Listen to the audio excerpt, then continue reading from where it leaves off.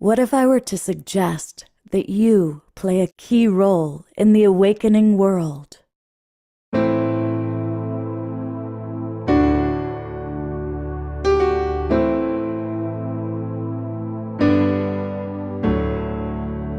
that you are watching this because you have heard the call.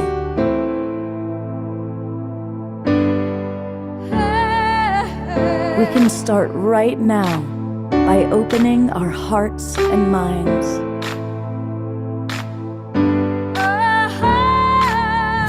Welcome to the awakening world.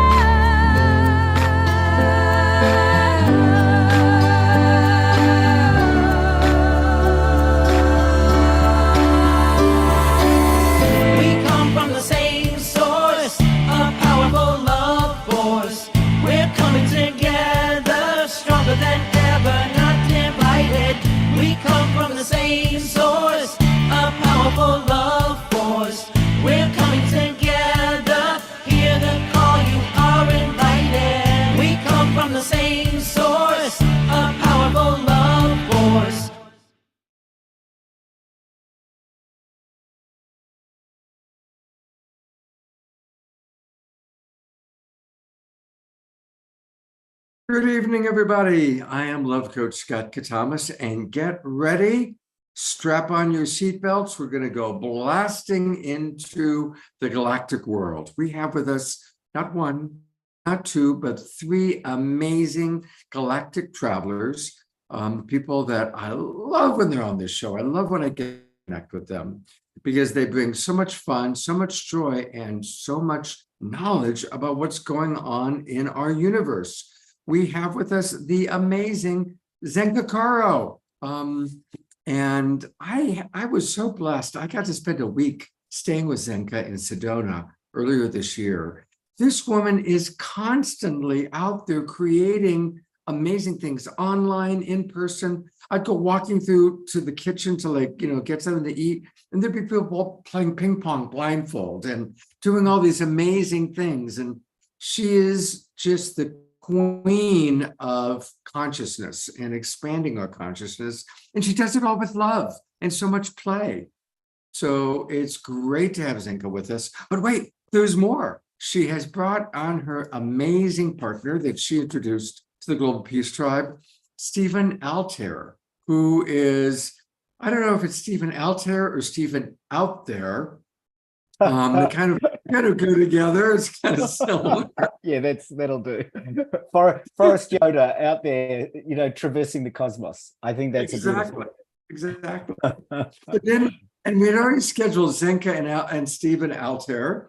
And I said, hey, Alan Steinfeld, you got to join us. And here he is. So we've got with us these three amazing galactic travelers. They're going to give us the latest updates on what's happening with our galactic family, what's happening with UAP, UFO, government disclosure, and they're going to let us know about a very exciting program that I know I'm going to participate in, and I think a lot of you are going to want to participate in too. So this is what we're going to be doing tonight, but it's the awakening world, and all things begin and end with Omashar. So Omashar, I imagine you got something really fun to get us going. I hope so. Beam me up, Scotty, I was going to say, but I didn't say that. They just leapt out. And namaste and aloha, everybody. How wonderful. I'm really excited for tonight's program because the stars are in my heart, literally. And so let's go on a little journey. I'm going to put in the chat box the lyrics to this song.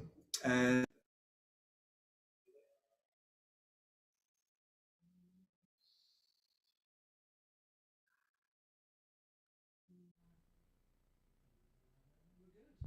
we're good.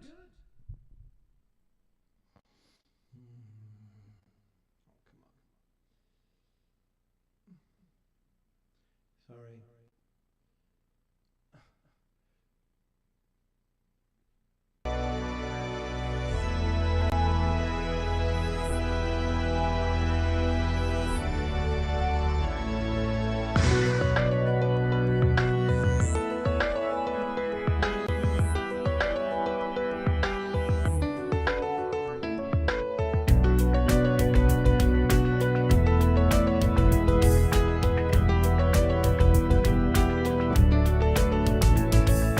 long before there was one father in the sky, and words did not confuse, and everything was seen as all one life. All that dreams and grieves and breathes its life back into you, you into me into trees, it's all one life.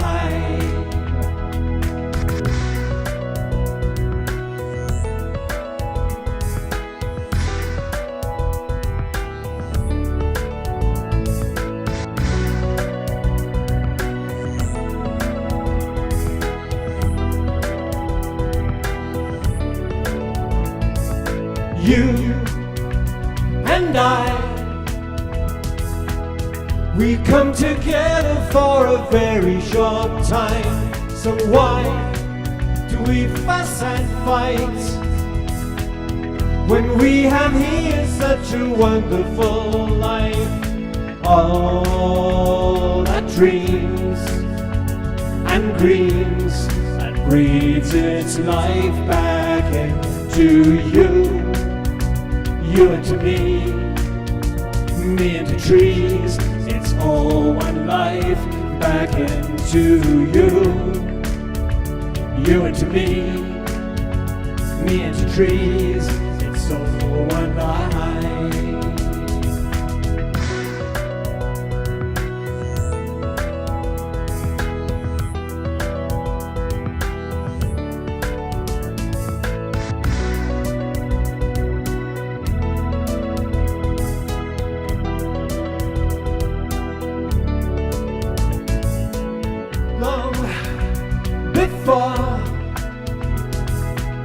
There was one father in the sky, and words did not confuse, and everything was seen as all one life. All that dreams and dreams and breathes its life back into you, you into me into trees, it's all one life back into you, you into me into trees, it's all one life back into you, you into me into trees, it's all one life.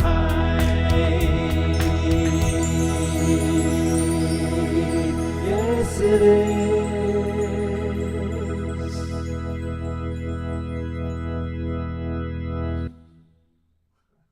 That's all Twinkle Omashar. We love Omashar. And thank you, everybody, for moving and grooving and dancing and all that wonderful Dancing and singing. And that's definitely a fun song to get us off to a good start. Yeah, Thank you. Love you, Brother Omashar. Yeah.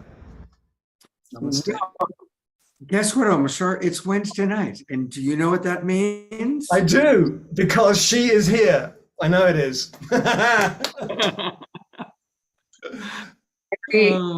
I just randomly show up and manifest out of thin air almost. I think it's amazing, but not as amazing as our two guests. I love these two, and I'm always so grateful to have Zenka on. You just bring so much sunshine and joy into the world. Oh, and Scott is right. Oh, when we've got a friend who wants to be held, I've made friends. This is Luna at the Airbnb I'm at. So I'm really excited to talk to you both today, to all of you. And where's our other friend? Where's Alan? Alan, where are we? There he is. He was making a phone call. I was just in outer space. I was just traveling, landed in my spaceship, and I'm here in the Zoom. And it's great to see Altair again. Of course, Zenka, I talk to like every day. She's my coach, she's my making contact coach. So it's great to be here. All right, let's start with, because there's so much to share. So I'd like to ask each of you just to take a couple minutes to give us what you're most excited about. What's something, an update or an experience that you have witnessed or observed that's happening that you're most excited about? And I'm going to start with Zenka. Zenka, what's alive for you? Thanks so much, Scott. You know, I was thinking right now about the name of Alan's new realities of his show, of his YouTube channel, and I'm realizing what the cultural implications of us interacting with people from other planets and how they teach us about ourselves. And we'll be teaching them about us, just like a child or someone that you meet from a foreign country. It's like, wow, we learn so much about ourselves. And Altair was passing it back and forth some really interesting documents that we're going to talk about tonight about the physiology of extraterrestrial life and how it's evolved and what it's like. I mean, no one knows if these are even could be future humans. But we go back to the core, and you guys, all of us tonight here get to ask ourselves, what new realities are we about to experience? And I am constantly, like you said, Scott, you know, I'm in my house going, how is this possible that people are seeing out of a blindfold? Like, I'm constantly like choked up by the fact that there's these new realities that I never even dreamed could be possible. We just made music with trees in the jungle. Like, literally, I have a speaker that is listening to the way a tree makes music, and we'll talk about this later.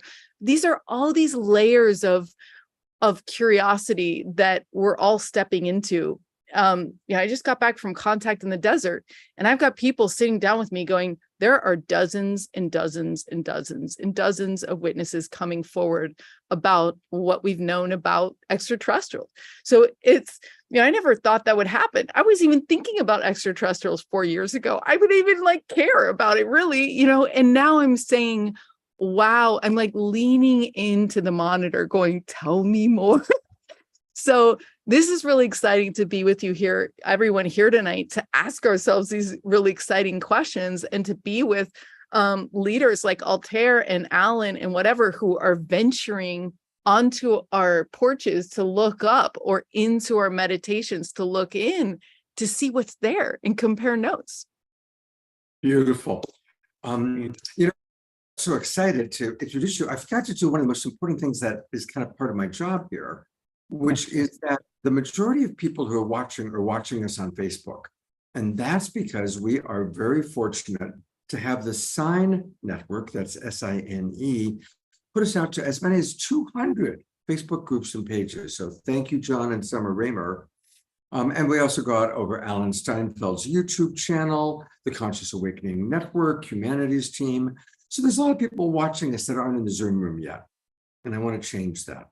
I want to invite those of you who are out there watching us, come on into the Zoom room so you can ask Altair and Zenka and Alan those questions you've always wanted to know. And it's really easy to do that. Just go to globalpeacetribe.com.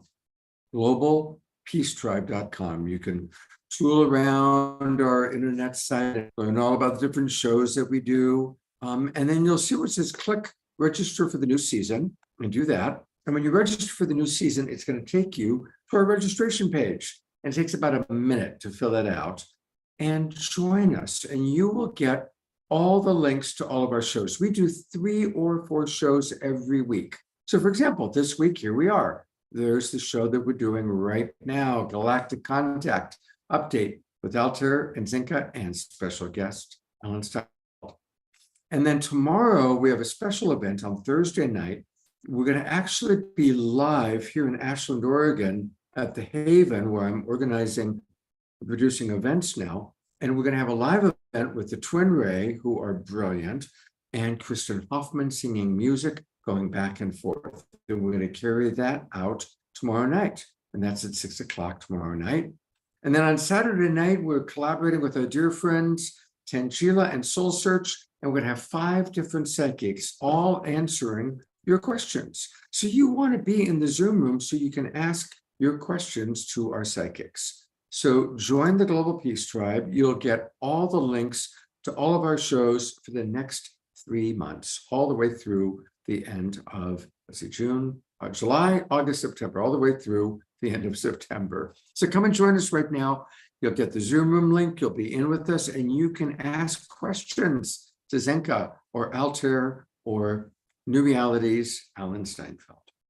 And with that, I'm actually going to go to Alan Steinfeld. He, of course, has the New Realities YouTube channel, which is where you're going to find all things Galactic and more. Alan, what are you most excited about? What are you really lit up about in our kind of galactic family world? Well, the frame is cracking. The hold on secrets, on cover-ups, on the fact that there's a reality that the government and military are hiding from the people of planet Earth, it's starting to be uncovered. And there's been two whistleblowers in particular. There's a guy named David Grush, who is part of the intelligence, and there's Gary Nolan, not quite a whistleblower, but an insider who says, yes, ETs are here. They're walking among us. And this was at a public forum in New York. I could play a little clip of that, or we can do it another time, Scott. This blew people. This was a bombshell that went around the UFO world. And then that was May 31st. On June 5th, the debrief publishes a story by this guy, an intelligence officer who's coming forward as an official whistleblower. And a whistleblower is someone who's saying something illegal is going on within the government. David Grush was an intelligence person, part of the UAP task force. And he says people were coming up to him and saying part of the military is hiding from Congress, the legislative and the executive branch, secrets about crash retrievals and UFO bodies. And that's illegal. They are running amok. The military has taken on their own laws and their own way of doing things against any oversight. And so forget about ETs. Well, don't forget about them, but this is a constitutional issue. That's what everyone's so excited about. Because of their denial, the government's denial, and particularly the military and people inside what they call special access programs, SAPs, it is coming out. And the more they deny it, the more they're pushing themselves in the corner, saying eventually, okay, guess what? We have bodies, we have aliens, we have craft, we reversed engineer this, and we've sold it to, I think this is my guess why they're keeping it such secret. They insiders, and I'm just making this up, inside the Pentagon have sold these secrets to corporate interests. And I think that's the constitutional issue. If these are the properties of the American people, and people inside government are benefiting it without benefiting the country that they serve as military, whatever, then that's a highly, highly contestable stance that the military, as a rogue agent of what's the service to the people, is running away. And they've been doing this for 80 years. So someone's come out and says, David Grush, and he says at great risk to his career and his life and his family, he's come out and says, guess what? There's some illegalities going on. And this was the major, major crack bombshell. And it hasn't been picked up on mainstream media because they don't know what to do with it. There's no place, and maybe Altair can talk about this. Where do we put ETs in the ordinary reality most people live in?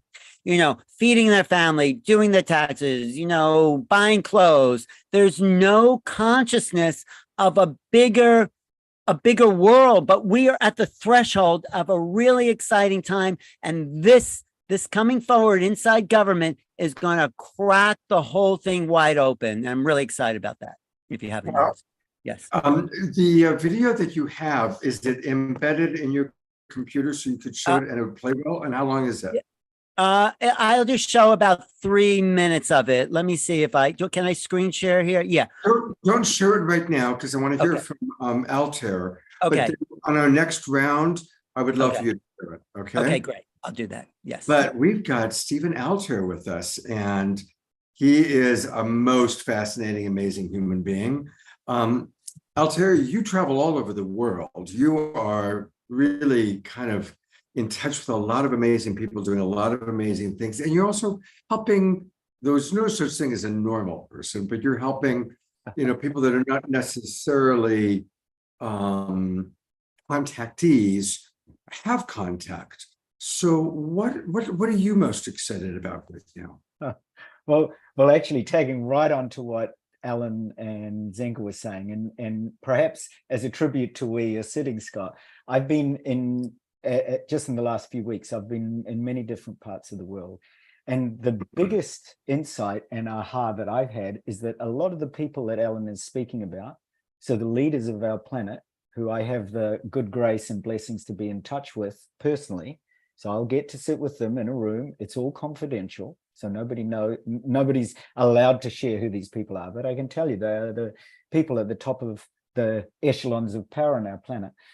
And they are all speaking exactly to what Zenka and Alan and Scott are speaking to. They are talking about their own direct experience of otherworldly, of beings that are contacting them from outside planet Earth. Now, these are people that look at me in astonishment when I confirm that I'm in touch with people all around the world just like them, because of course you can feel very alone. The reason that a lot of our people in positions of power don't reveal this is because they're scared. They're scared of the same sort of judgmental behavior that it runs rife in all our governments. And that is the moment that you say things out of step, you're seen as an outsider. But I can tell you right now in our governments and in our corporations and in our leaders of our planet that exactly the same intuition that you've got, and that is that you are not alone and that we are not alone, is actually running ripe across our planet. So that part has really, really excited me because I've been able to sit directly with those people who are in positions of power and actually hear directly, just as I have from astronauts and scientists across the planet, exactly the same thing. So I've been in the company of astronauts who have told me that same thing. When they're out there beyond the Earth, they receive downloads, they receive messages, they receive, unwaveringly reliable messages from out beyond our atmosphere, that other civilizations exist. And equally I've been in touch with psychologists and biologists who always say to me, they start off with the same thing. I realize that because I'm trained as a psychotherapist, as amongst many other things. And they always say, we know that you're a trained therapist. And so we know that what you're going to do will be kept confidential, by name, obviously, and by role or by job. I say, yeah, sure. But I said, are you okay if I speak about this generally? And they said, yeah, but so long as we're not identified. And so these are people who are speaking of the kind of experience where they go outside with their children and both of them at the same time receive a message from beyond and saying actually either downloads or speaking to them or information from the star movements in the stars that obviously they know, as for example, astrophysicists, that stars don't move, and yet they know when something happens in the cosmos that is entirely out of the ordinary. So that's what I've been present to just only in the last few months. And so as you're listening to me, consider all the way. So this is the other part of this excitement. When people have shared this with me, so these can be military personnel, psychologists, heads of government, people who are at the head of the major corporations, our oil and gas leaders, when I say leaders, I'm talking about people who actually have the potential to flip the lid on this planet and actually support climate change, because that's why I want to be in their company, is I want to actually say to them, you're not alone, take a risk, actually get out of this zone where you're scared to actually make a move out of what's plaguing our planet and actually shift. And that's what happens, is that they actually start to realize that they're not alone, that we're all one human family, that we're love, and that we're all awakening together. So I feel very privileged to be able to do that. And what they're speaking to is the different ways that these messages are coming through. So especially as you're listening right now, I want you to consider some of the ways that you've been receiving downloads or informations or messages, and put them in the chat now. And these could be, so I'm going to give you a few basic ways that might happen, but equally, I want you to consider the entire realm of the senses. Now, here I'm speaking way beyond 5 senses. So traditionally, we often think of getting messages and downloads like, oh, I'm going to receive an actual voice in my head. Now, though that could happen, and that voice might say to you something directly or indirectly, that they're Arcturian or they're Pleiadian, right? They might actually come in that way, in that frequency. But equally, they might come just in speaking to the beautiful music here, they might come, songs might start playing. So I've had people who they've said to me, I'm receiving information, I don't know where it's from. I said, why don't you ask for guidance and ask for a sign? So they'll ask for a sign, and right at that moment, while we're speaking, their phone's ringtone will play, but it won't be their ringtone. It will be a ringtone from some deep past memory that they've had. So this has happened. I tell you, it's so amazing when it happens. Their phone will ring with a tone that they have not programmed. And it's actually, for example, it's a song that they used to love as a child, and it's playing on their mobile while we're speaking. So those kinds of, so really look beyond where you think, the narrow bandwidth of where you think you might receive messages from.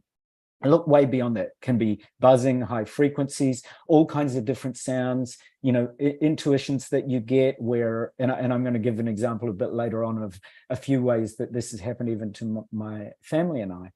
But consider beyond the realms of the traditional senses that you tend to think of. So we tend to think, touch, taste, smell, hearing, and so on. Now, consider this, for example, that you might be out there. This is often what happens to my daughter. You might be out there under the sky. So consider not just your physical senses like, oh, I've got to see one. Just think in pure directional terms. So my daughter she has a very magnetic, directional response to ETs.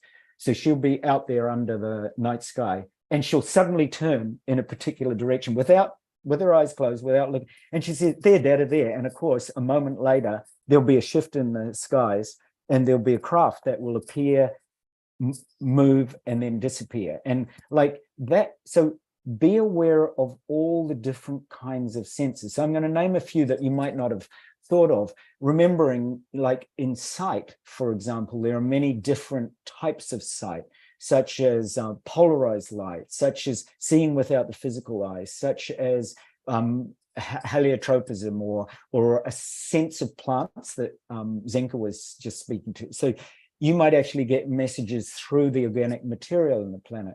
You might also, some of you may be able to have a sense of the visibility or invisibility of your own self, or even of beings that come around you. So think beyond so this is often related to our ability. Some of us, for example, you'll go in a room and people might not be even aware that you're there, and you have that natural ability. So consider the kinds of information that you're receiving. So this can be to do with luminescence or transparency, and in fact, I received a message a couple of days ago from a wonderful soul who said, I can't believe it. I've had these amorphous beings actually appear in the sky in a transparent craft, and there is absolutely no doubt. I've experienced the same thing. I've experienced that direct contact with beings who have that sense ability, if you want to call it that sense of visibility or invisibility.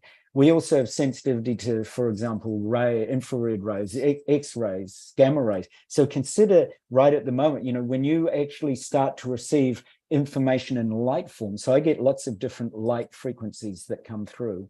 And I was just with a beautiful soul who asked for a sign, and I received the sign. So also consider the possibility of the kinds of partnerships you can work in. I remember working with channels some years ago, some who could hear and some who could see, and I suggested they pair up so that the ones that hear actually then are working with the ones that see. So be open to, non-visible radiation of light, including, for example, gamma ray. You may actually find your brain responds to that. Consider that you may be able to pick up energies through senses. So that, like temperature. So you might feel suddenly a warmth or a tingling as you're starting to turn into the extraterrestrial communication. So that might be because you're actually tuning into either a planetary habitat that you're familiar with from past lives or from your own extraterrestrial family. So all of that, once you start to feel, and I'm very tuned into an electromagnetic sense, so the gravitational field. And quite often I feel, and I'm sure many of you can relate to this, you can feel shifts in the magnetic field of the planet. That's a completely different sense. And that may be because many of you are actually attuned to different magnetic fields that are not from this planet.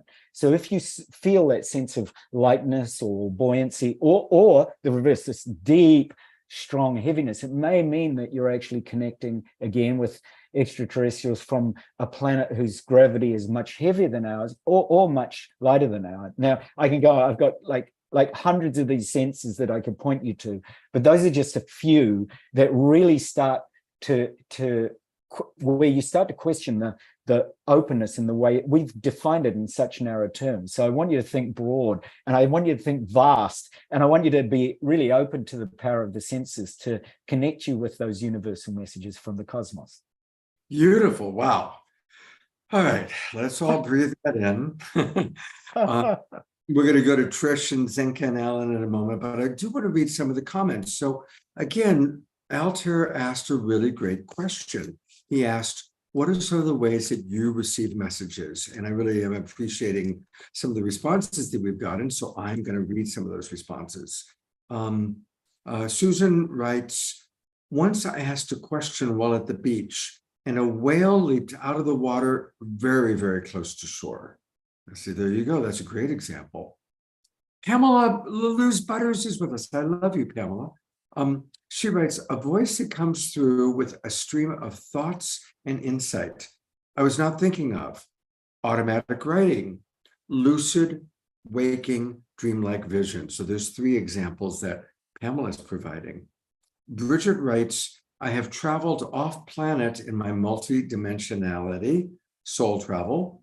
She also writes, bird tribes messengers visit me and bring me messages of light, love, peace, and joy. Reverend Jeffrey always reminds us that we are in the flow of the divine love-evolution plan. Susan has a question, which one of you can get to in a moment. How do you know when you are traveling off planet? And Bridget writes, I've been on spaceships. When asked to see what is for my highest and best, I had my hands on the control panel of a sound frequency generator that was amplifying sound healing frequencies and directing them to war-torn areas on Earth, where light workers who were injured were put back together and healed. Whoa. Tarina Joy writes, a variety of ways, but most often during lucid dreaming, plant medicine experiences, and out-of-body multidimensional journeys. Thank you for those beautiful responses. Trish, wow, what do you think? I think that's amazing. But I'll answer the question. How do I know? Oftentimes crows come to me. They're always around. I'll be like, oh, there you are. There's my friend. And then there's this feeling that I get. I know when I'm out of integrity, in my body, and I can just feel that resonance of being in and part of everything. Like it just feels like there's a rightness to the world. You know what I mean? Like I just feel like woven into the fabric of all existence. It just feels right. Mm-hmm. Yeah. I just have a question for Altair, because when you're in those meetings, those deep, what is the feeling like? Are they saying it's time, we got to tell them, the jig is up? I mean, let's open the world up to free energy and higher consciousness? Or are they saying, no, we got to hold on to the secret? So what's going on? Yeah, it's that transition. I think you've already alluded to it. It's that transition point. It's the break. It's the crack in the ceiling, if you want to put it that way. it feels exactly at that point. Most of these souls are obviously got to those positions by working through their echelons of are saying, you know, I'm telling it to you, to me, because they feel that trust or that ability to want to open up to that. You know, are you ready to open this up to your board or your, you know, to your governments? Or, you know, I'm ready when I hear that there are a number of other people that are ready to do that. And I say, do you realize how many people actually tell me the same thing that you're telling? And I said, that's where we need to be able to connect everybody together. So all these people are in those positions. So we're at that cracking point, Alan, really cracking point. It is so close. I mean, I give it to, I think many people have spoken about 2024 and 2025. So when I've spoken to people about what they feel, you know, those same people are what they feel the shift, they've said 2024 is the crack. They said there's going to be all sorts, you can feel it, the earth shifts, the climate changes, the economy cracks, all of that, the challenges that people, so 2024 is the crack and 2025 is the opening. So 2025 is that full reveal where the whole planet will be in no illusions anymore about the opportunity for us to be with in a cosmically connected civilization. So yeah. And let that sink in, you guys, because there are different ways to make contact. And so in 2 years, you might make contact by literally talking to someone in the physical world that has a different color of skin. Okay, so that is going to be happening very soon. The other way to make contact is talk to someone who's had past lives on other planets. Right. We all talk about our fact that like we're not this skin, we're not this vehicle, we've had other lives. So there's people, there's scientists, there's people like all of us on this call that identify with galactic wisdom and knowledge and experiences that we're bringing here. That's another way to make contact. The third way is to actually see a ship. And obviously the best way to do that is to go outside and look up. And set the intention. And it's really easy when you do it with a group of people, 8 or more, you know what I mean? And even more. And then the fourth way is to actually raise your vibration to get the preview, right? So we're going to see this big movie. It's going to be landing here. You know, the ships have already come. People have already had meetings with them, whatever. But if you raise your vibration, you can get that dimensional interlock, right? Where you're sensing it, just like people talk to dead people. It's the same thing. It's a dimensional interlock where you might be feeling goosebumps, you might be seeing something, you might be getting a telepathy. I mean, or you might be getting physical evidence bleeding over, like we do on the radios and with our lights and all the stuff.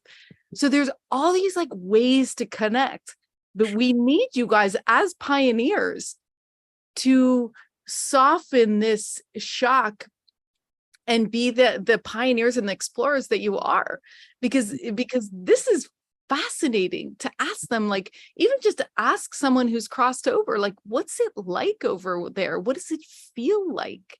You know, Zenka, I think a key is that it's a shift in reality, a shift in perception. So you mentioned new realities, which has always fascinated me. We have to perceive the nature of reality different than what we think it is. And that's the biggest transition. This is why the military is so hard. They just want to make weapons. It's a consciousness shift of a different orientation to reality. It's like you're standing on your side, sort of like the world is different and the power of thought is different. And Altair, I know you go into those different states and bring people there, and that's a big part of your work, but that's what the planet's going to have to know. So, or you just wait 2 years and just you'll just be there. You know what I mean? So we're at this crack. We're at this interesting thing. Go ahead, Altair. Well, I was just going to say, and I think it's Dayaran who's is that right? Have I pronounced your name correctly? Who said that they recorded a session for Galactic children, teaching them about the planet. Now, so I was just going to say, yeah, take kids with you.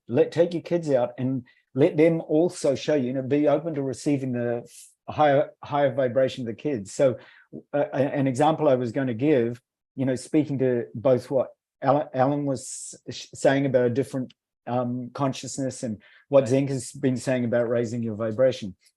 So at the end of the last Contact 100 that Zenka and I did, so it was a little time after this, and we'd done a review of we'd met with people afterwards, and we'd had these fabulous connections. And my daughter was standing outside our house with me, and we were talking about this, and she said, "Dada, I want to see." She had a direct contact some years ago with a golden, let's call it a golden beam, which shot past the car, and I saw it too. And it was amazing. It was almost, imagine that you're driving along in your car and a shooting star flows down out of the sky, runs alongside your car, runs in front of it, and then shoots back up into the sky again. So that's what we both saw. So she was standing outside the house, recalling that situation and saying, "Dad, I want to see that again." That was it. And then as she's talking, we both look up, because I'm always asking her this question: where are you attracted to in the sky? And she says, "I'm always attracted to there." And she points up and she says, "That's Sirius, isn't it?" And I said, yeah, that's Sirius. And I said, "What are you picking up from there?" And she said, "Well, I'm picking up that other star right next to it shouldn't be there." Now, we study the stars quite closely, so we know the star maps reasonably well. And sure enough, there was another large star about the same size as Sirius, literally right next to it. And it wasn't Sirius A and Sirius B, because it's a binary system. There was another bright star. And as she said that, that bright star began to move. And of course it shouldn't move, right? But it does, especially when it's a craft. And it started to move, and she got so excited that she yelled into the house, and she said, "Mama, come look." Now, my wife was giving a talk also to some children at that time, so she was recording it, so she couldn't actually come and join us right that very second. So this craft was moving away from Sirius. So you got to admit, here's Sirius, here's the craft, here's the craft moving away from it.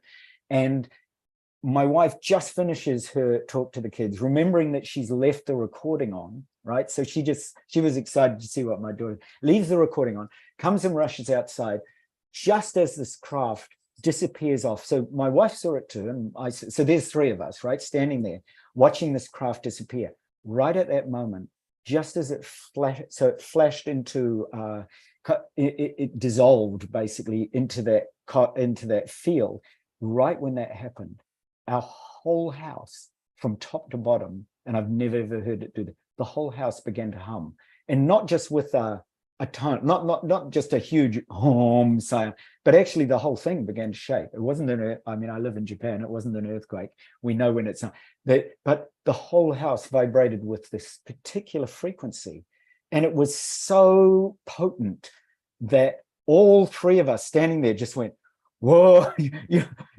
We were in astonishment, or the everything in the house was actually shaking with a tone. So it wasn't no earthquake, just a pure tone. There was we could actually hear. It was also confined to the house, like it felt like it radiated out from the house.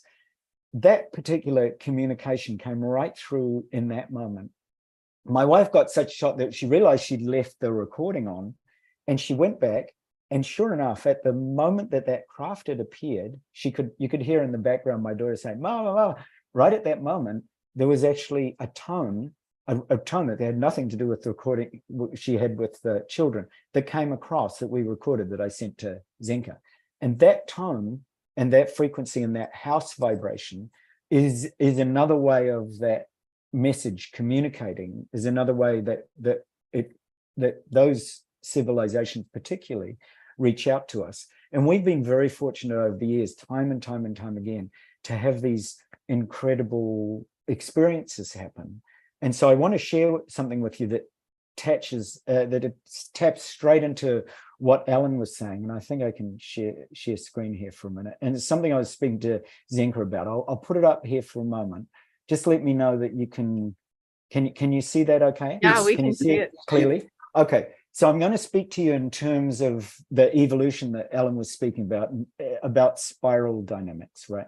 This is that humanity is constantly evolving in a spiral way, and that we tend to start in survival. We move up through security, energy, power, order, success, community, integration, holistic energy, and then beyond that into the I am that state.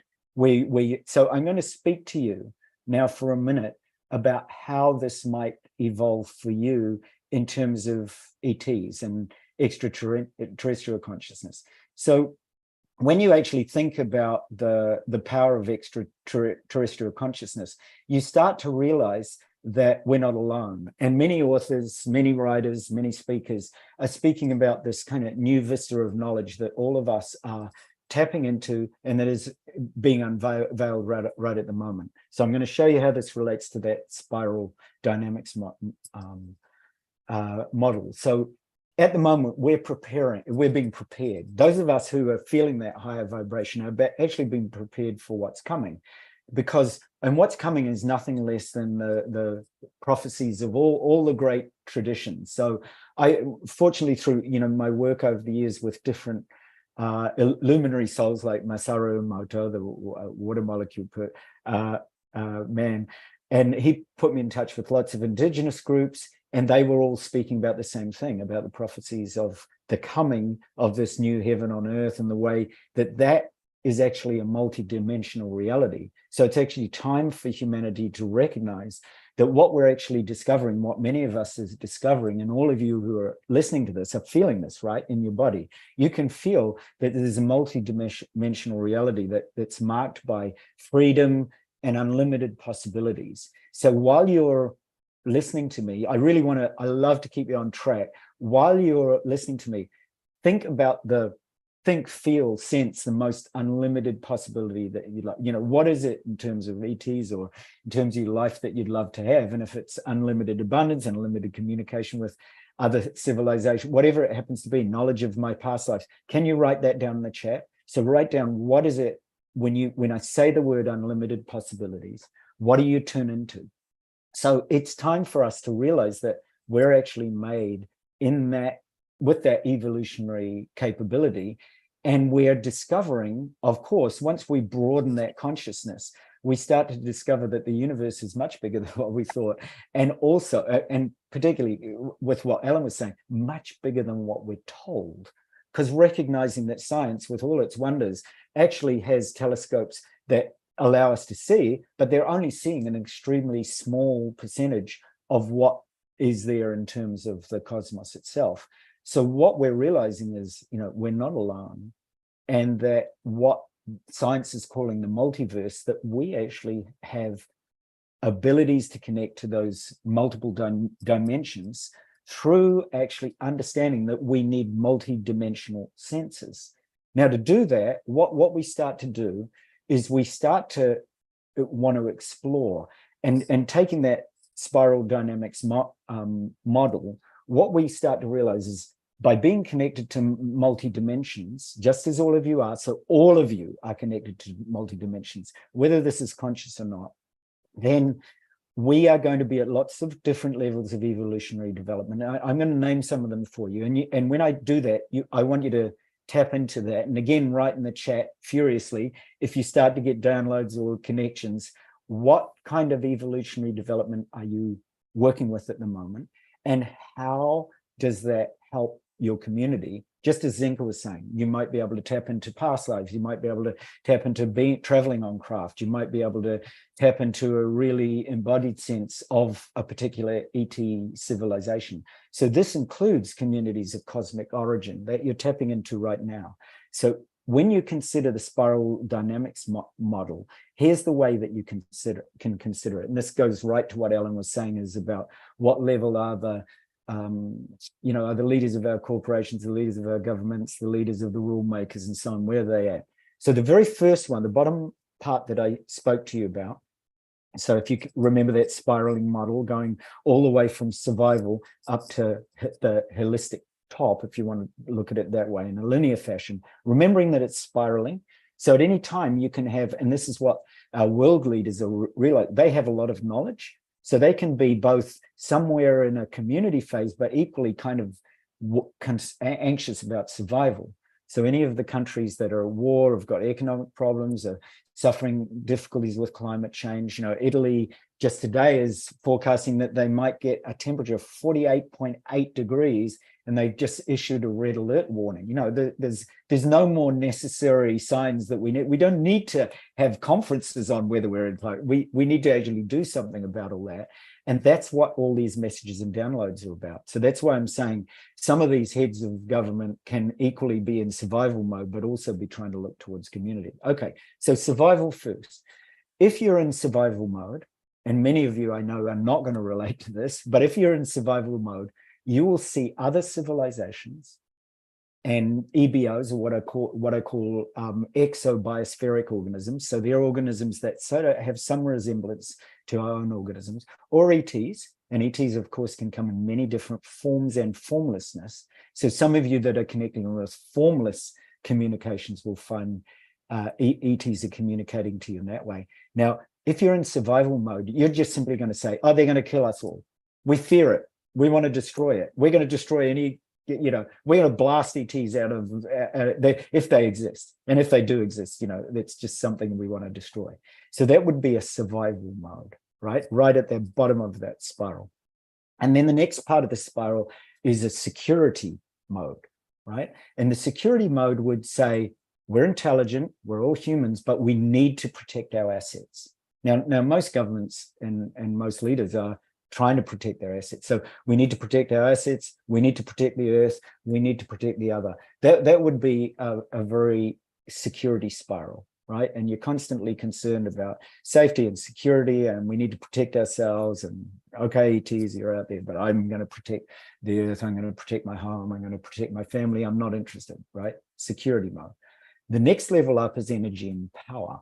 So when you're in energy and power vibration, you know, speaking to what Zenka was saying about raising our vibration, when you're in the dynamics of energy and power, then you're saying somewhere, subconsciously or consciously, others take my energy and power, so they will have power over me.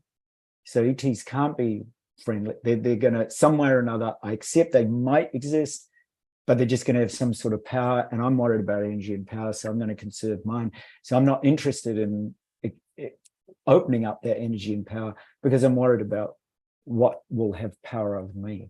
So that would be an energy and power level of consciousness. And a lot of governments, a lot of scientists are in that one. Oh, we got to be more concerned about our Earth rather than being concerned about what's beyond it. Okay, the next level is order. So order is often to do with our values. Now here you're going to get, you know, again, Alan was saying, is it most of the world, a lot of the world is going to be in the order level. And in fact, spiral dynamics would say, you know, maybe 50% of the globe is in the level of looking at our values. So if you're in the order level right now, you're probably looking at values and saying, we need to have values that sustain order on our planet. And that's quite logical, right? And that others outside our planet mightn't have those values.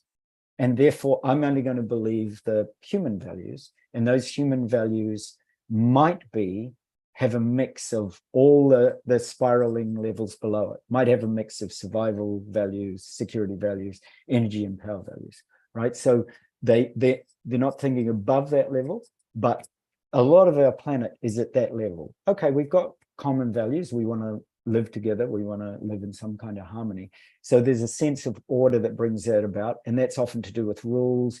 It might bring in scientific rationale. Okay, I accept there could be ETs out there. There could be other beings. And I'm not really sure because science hasn't proven it absolutely yet, right? So it could be that kind of order.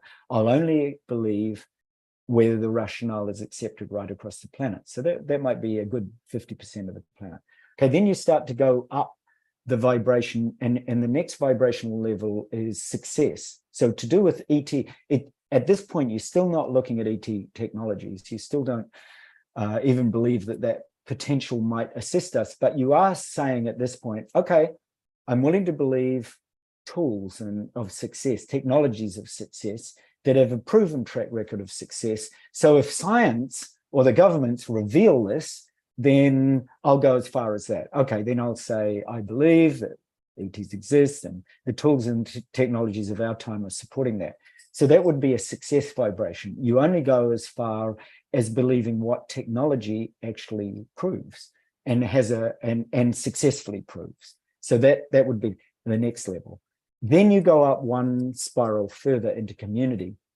And here's where most of us are starting to open up. And this is, even though this is a smaller percentage of the world than all the levels below it, there's still, just as Ellen was saying, it's a rapidly expanding one because, and again, to what Zenka was saying, if you're talking to your friends about this and they are starting to, even just simply by bringing an awareness to your friends that this possibility exists, you're going to actually be doing something for community, because the community vibration says, I'm open to ETs. I'm open to the possibility that ETs might have feelings and might even resemble humans. And I'm particularly open to ETs that maybe want to mesh or interconnect or be with my community, whatever that community is. So you're probably going to work on the level of vibration that where you have a particular established community. So if it's a healing community, it might be that you're going to work in that sort of way with ETs from a healing civilization. Or if you're in a community of beings that love creatures, support animals, when Trish had a beautiful cat there, that maybe it's in some way that you're supporting other creatures from other planets. So that would be a community level. Then when you go to these other you raise your vibration to the next level, which is integrative. Here you're saying the universe is a complex space and that it's interconnected and that it's interconnected with us, because of course, right now, we're actually traveling through space, as you know, we're orbiting, we're orbiting around the sun. Our whole solar system is moving through the Milky Way. The whole Milky Way is moving through the galaxy. So in fact, we already are interconnected with all of space. So the integrative approach and consciousness would say it's really important to explore that space and ETs and the consciousness of extraterrestrial civilizations is really important for me to explore.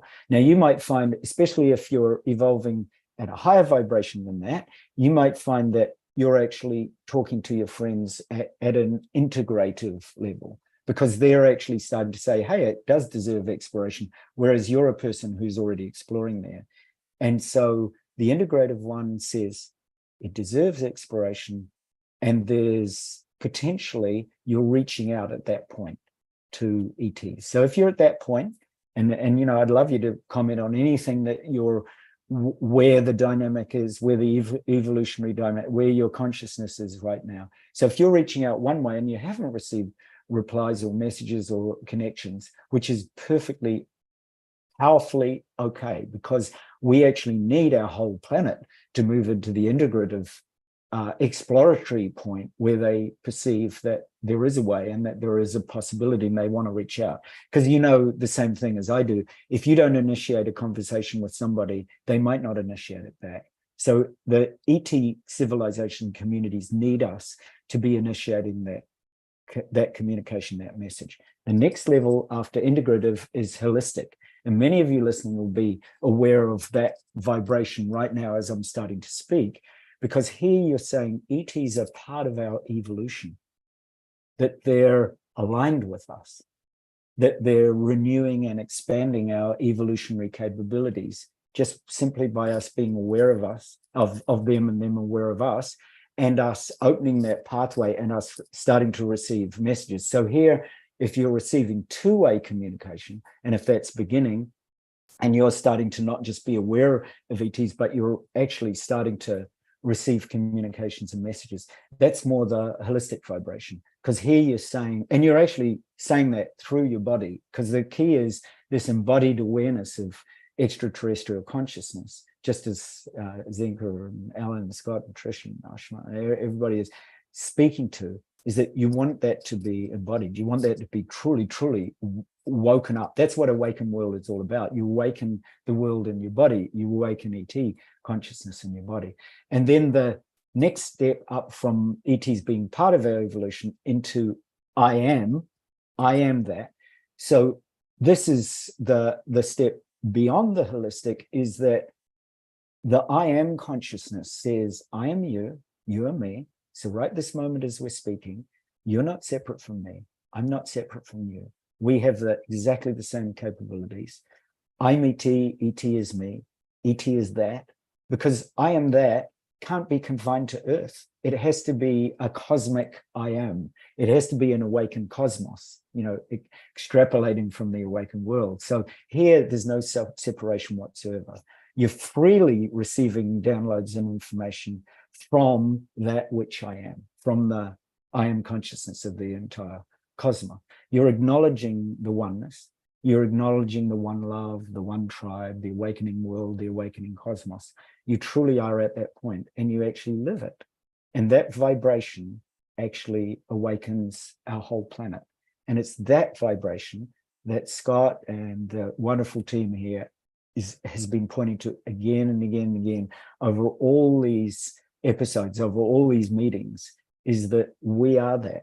We are that awakening world. And when we awaken the world, we awaken the cosmos. And that's what the world is waiting for. It's actually waiting for you. So I'll pass. That was very beautiful. And of course, I want to hear from all of you. I'm going to bring everybody up again. There's a couple things I just want to add on to that beautiful description of the different levels of consciousness. There is no good or bad, and there's no better or worse. Okay. And so I want to speak to those of you who might be watching who maybe relate to some of the first ones that he talked about, or some of you who maybe haven't had as many mystical experiences. I believe that we are in a dream world. And I'm going to make a statement, and then I want to hear how Zenka and Altair and Alan and Trish relate to this. But I believe that we're in a dream within a dream within a dream within a dream. It's very like that. And so we are all having our own personal dream. And our personal dream is influenced by so many things: our genetics, our epigenetics, our life experiences, the trauma of our lives, the big successes of our lives, our religious upbringing, our religious disillusionments. There's a lot that shapes our archetypal way of seeing the world.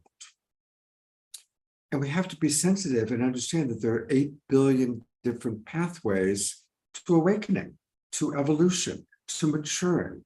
8 billion different ways of getting there. And it's all life wanting to experience itself as Altair, as Zenka, as Elena Joy, as Dara, as Trish. It's all existence wanting to experience everything it can imagine. And so existence is having this individual dream that you're having, you who hear my voice right now, you're having your own unique dream within a greater cosmic dream of certain group consensus reality, where group consensus reality is that there's gravity, that someone named Joe Biden is president of the United States. There's certain group consensus reality. And then we keep growing into the dream within the dream within the dream within the dream.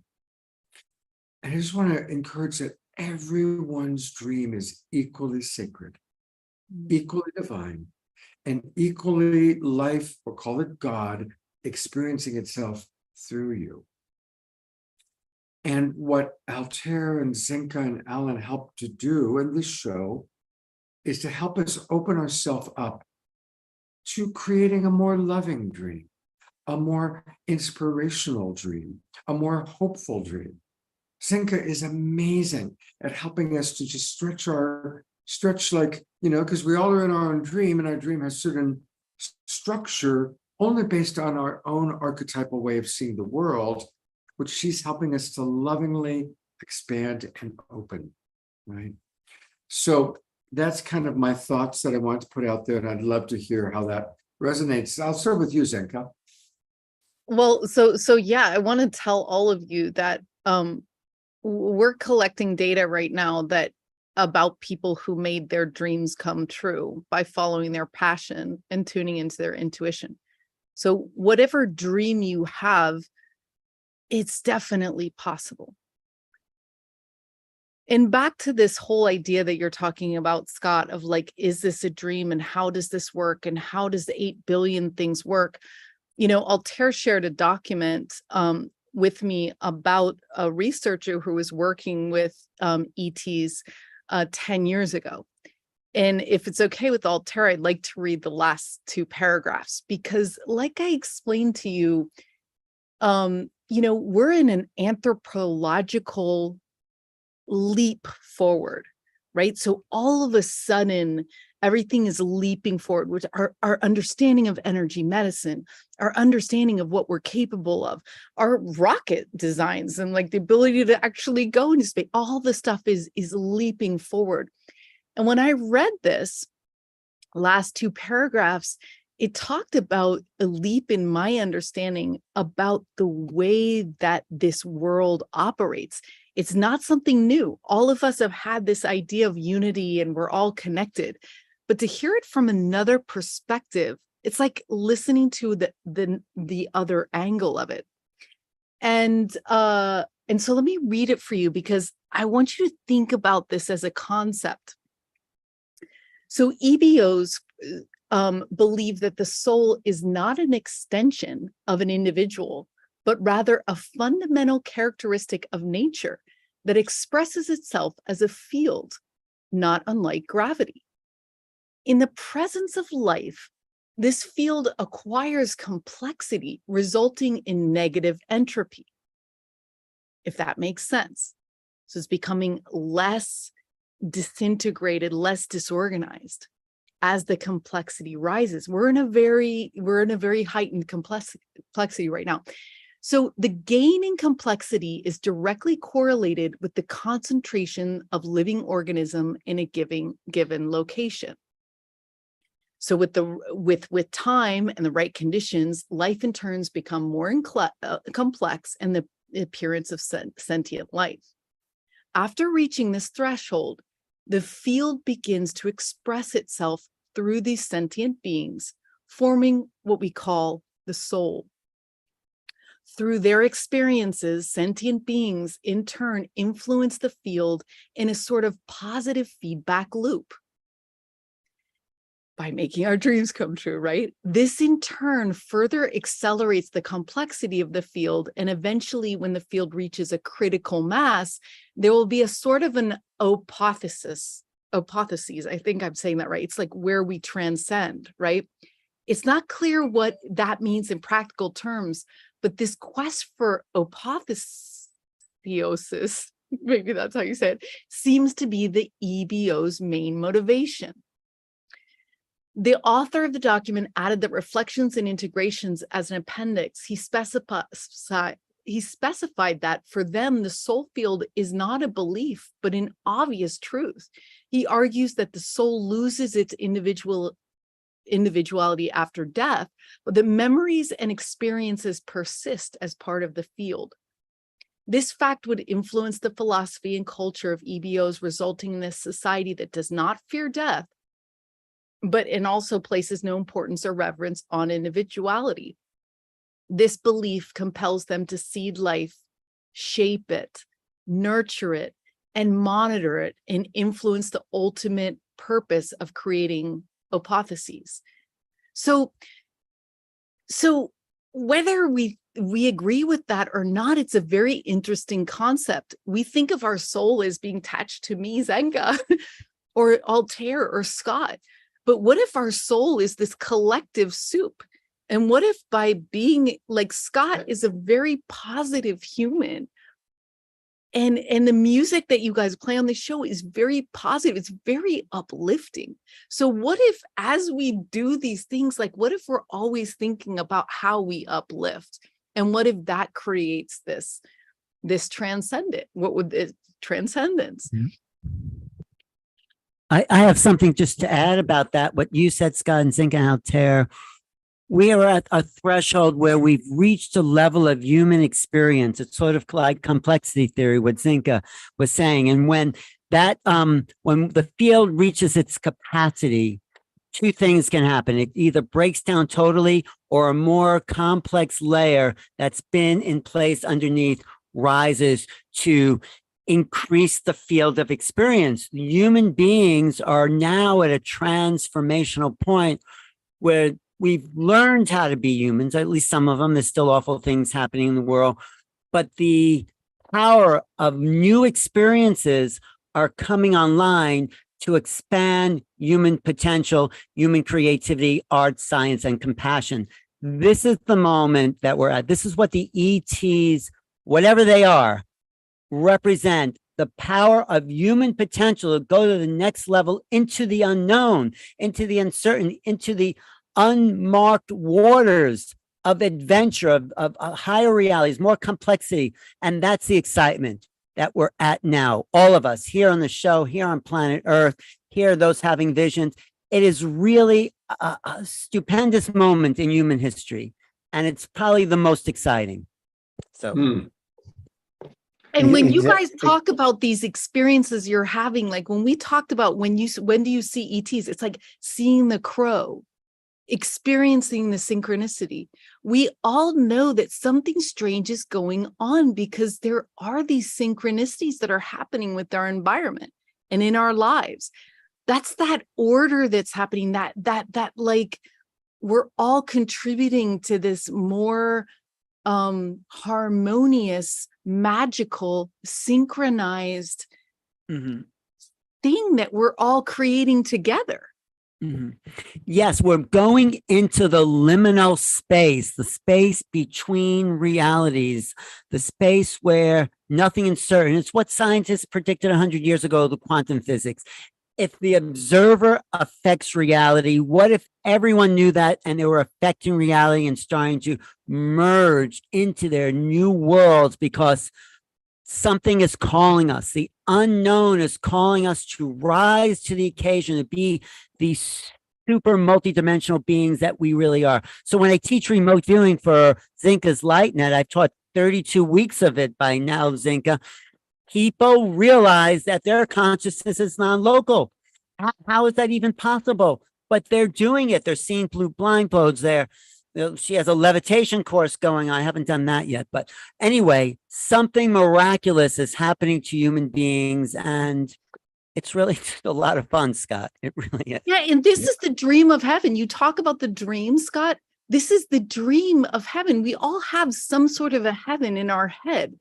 And that is the dream. And it's starting to fall into place little by little as we heal ourselves. Like the dream, like what we're creating is getting better. It is. The world is getting better. We are moving into new realities. A greater, it's a chance we can all live the best life possible. Imagine these ETs are not filling up their gas tank to get here, whatever's in the sky.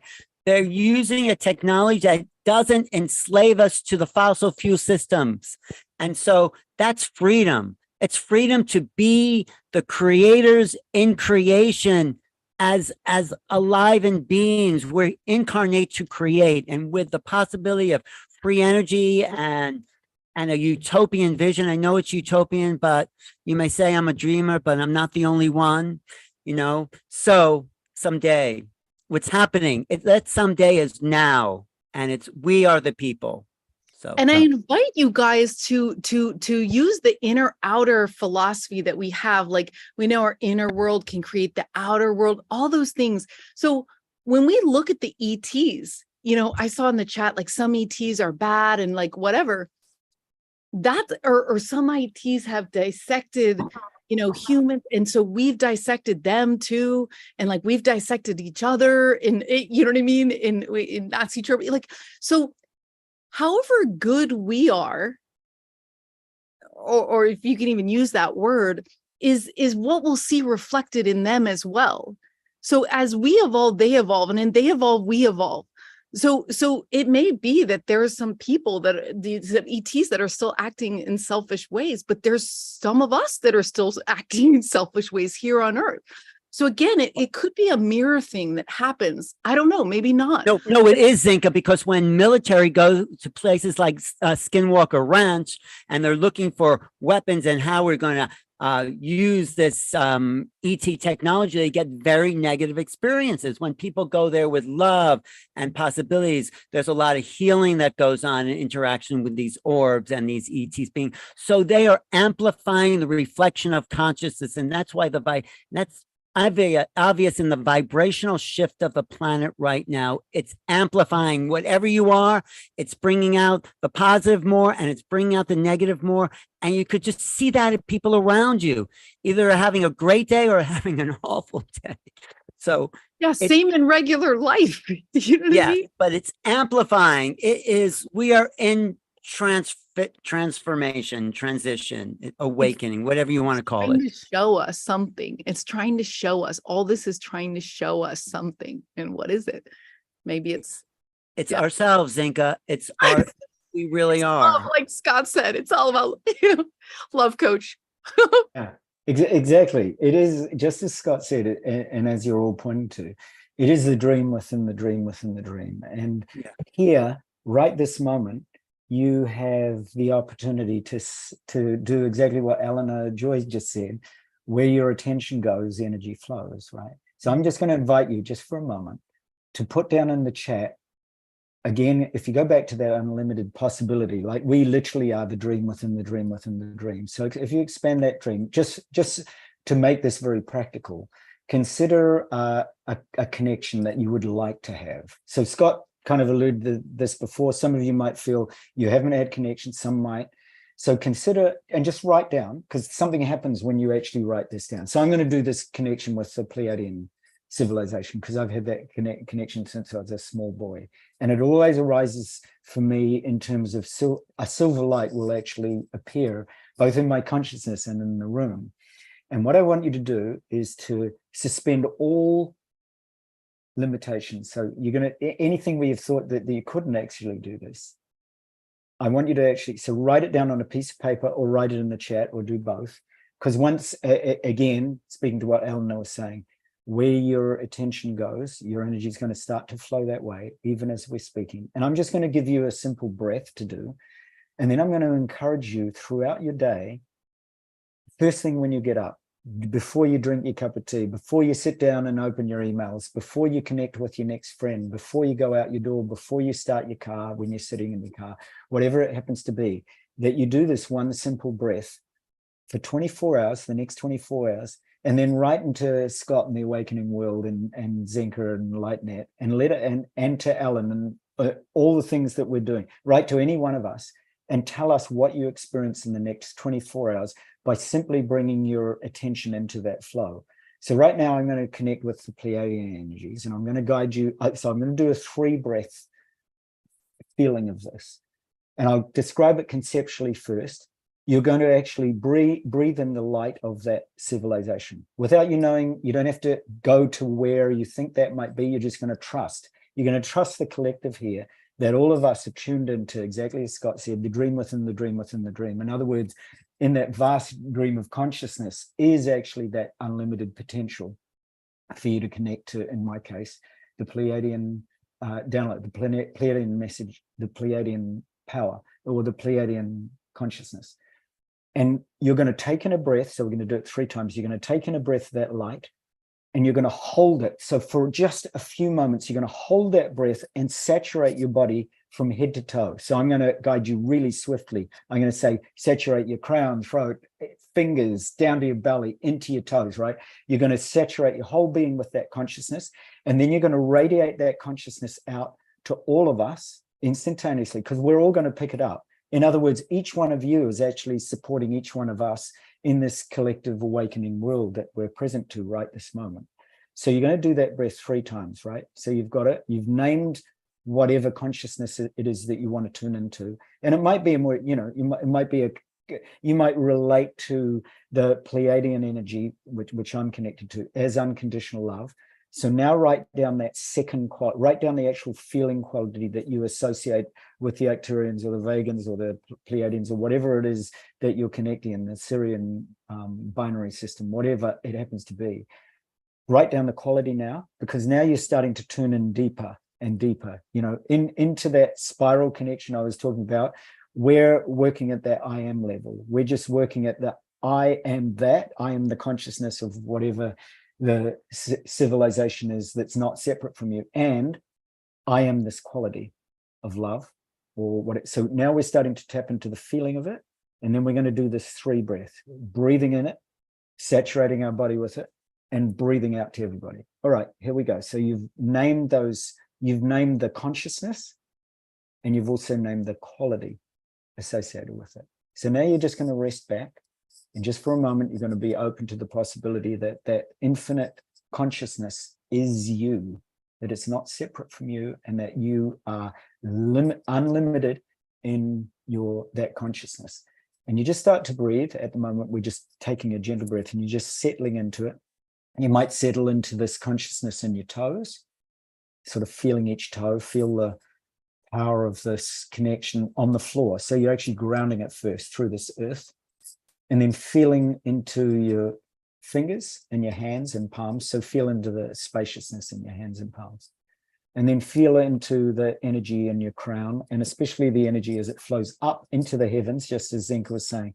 You're connecting now with that heavenly consciousness of whatever you're turning into. So I'm turning into the Pleiadian, the vast Pleiadian consciousness, and the power of unconditional love. And as you turn into that, now we're going to do the 3 breaths. And we're going to get it so simple that it just becomes 1 breath that you can do multiple times during your day. So here's the first breath. You're going to breathe in the light of that consciousness up through, so you can actually feel it, see it, or sense it, or feel like buzzing, vibration, tingling light as it flows into your body. You feel it flow in. Hold the breath for a moment as you saturate all the way from the crown, behind your eyes, behind your teeth, behind your ears, down your throat, heart, down your arms into your palms, down your belly, down into your sacral root, right down your thighs into your feet. Hold it for a moment. Now, exhale and radiate out the quality. So in this case, I'm exhaling out that quality of that unconditional love to each one of you, every single one on this call, every single being that's tapping into Facebook. You're radiating that light or love or peace or whatever the quality is. Now we're going to do it a second time. You're inhaling that same exquisite light of that boundless consciousness. As you breathe in, you fill your whole being, you're saturating your body with the light of that consciousness, into the crown, behind your eyes, down your throat, down your arms, into your palms, heart, navel, sacral root, right down and into your feet. Hold it in there for a moment, saturate right out to your skin now. Your skin's vibrating with it. And as you exhale, you're radiating that quality as if now not only the inner body, but the skin and around the skin is vibrating out to us this unconditional love or peace or equanimity or boundlessness or miracles or whatever it happens to be. Now the 3rd breath. Now you inhale the light of that consciousness for a 3rd time. So now you're really attuned to it. You're inhaling it. You hold your breath for a moment. Feel the power of that consciousness saturating your crown right down, 3rd eye, throat, heart, down the arms, palms, down into the navel, down to the sacral root, down your legs into your feet. Hold it. And now radiate that out beyond your skin, beyond your room. So I've got a beautiful light of consciousness as it floods you, floods each one of us out to our families, out to our friends, out to our neighborhood. Keep going. Just let that breath of the light of that consciousness, whatever that is, unconditional love, peace, equanimity, it's flowing out into the world, beyond the world, into the stars, saturating every star system, every galaxy, every civilization, every dimension, every world, every parallel world, all past lives, all future lives, all bodhisattvas, all angelic beings, all of them are picking up your light. All of them are responding to your message of unconditional love or peace or equanimity or light. All of them are responding right now.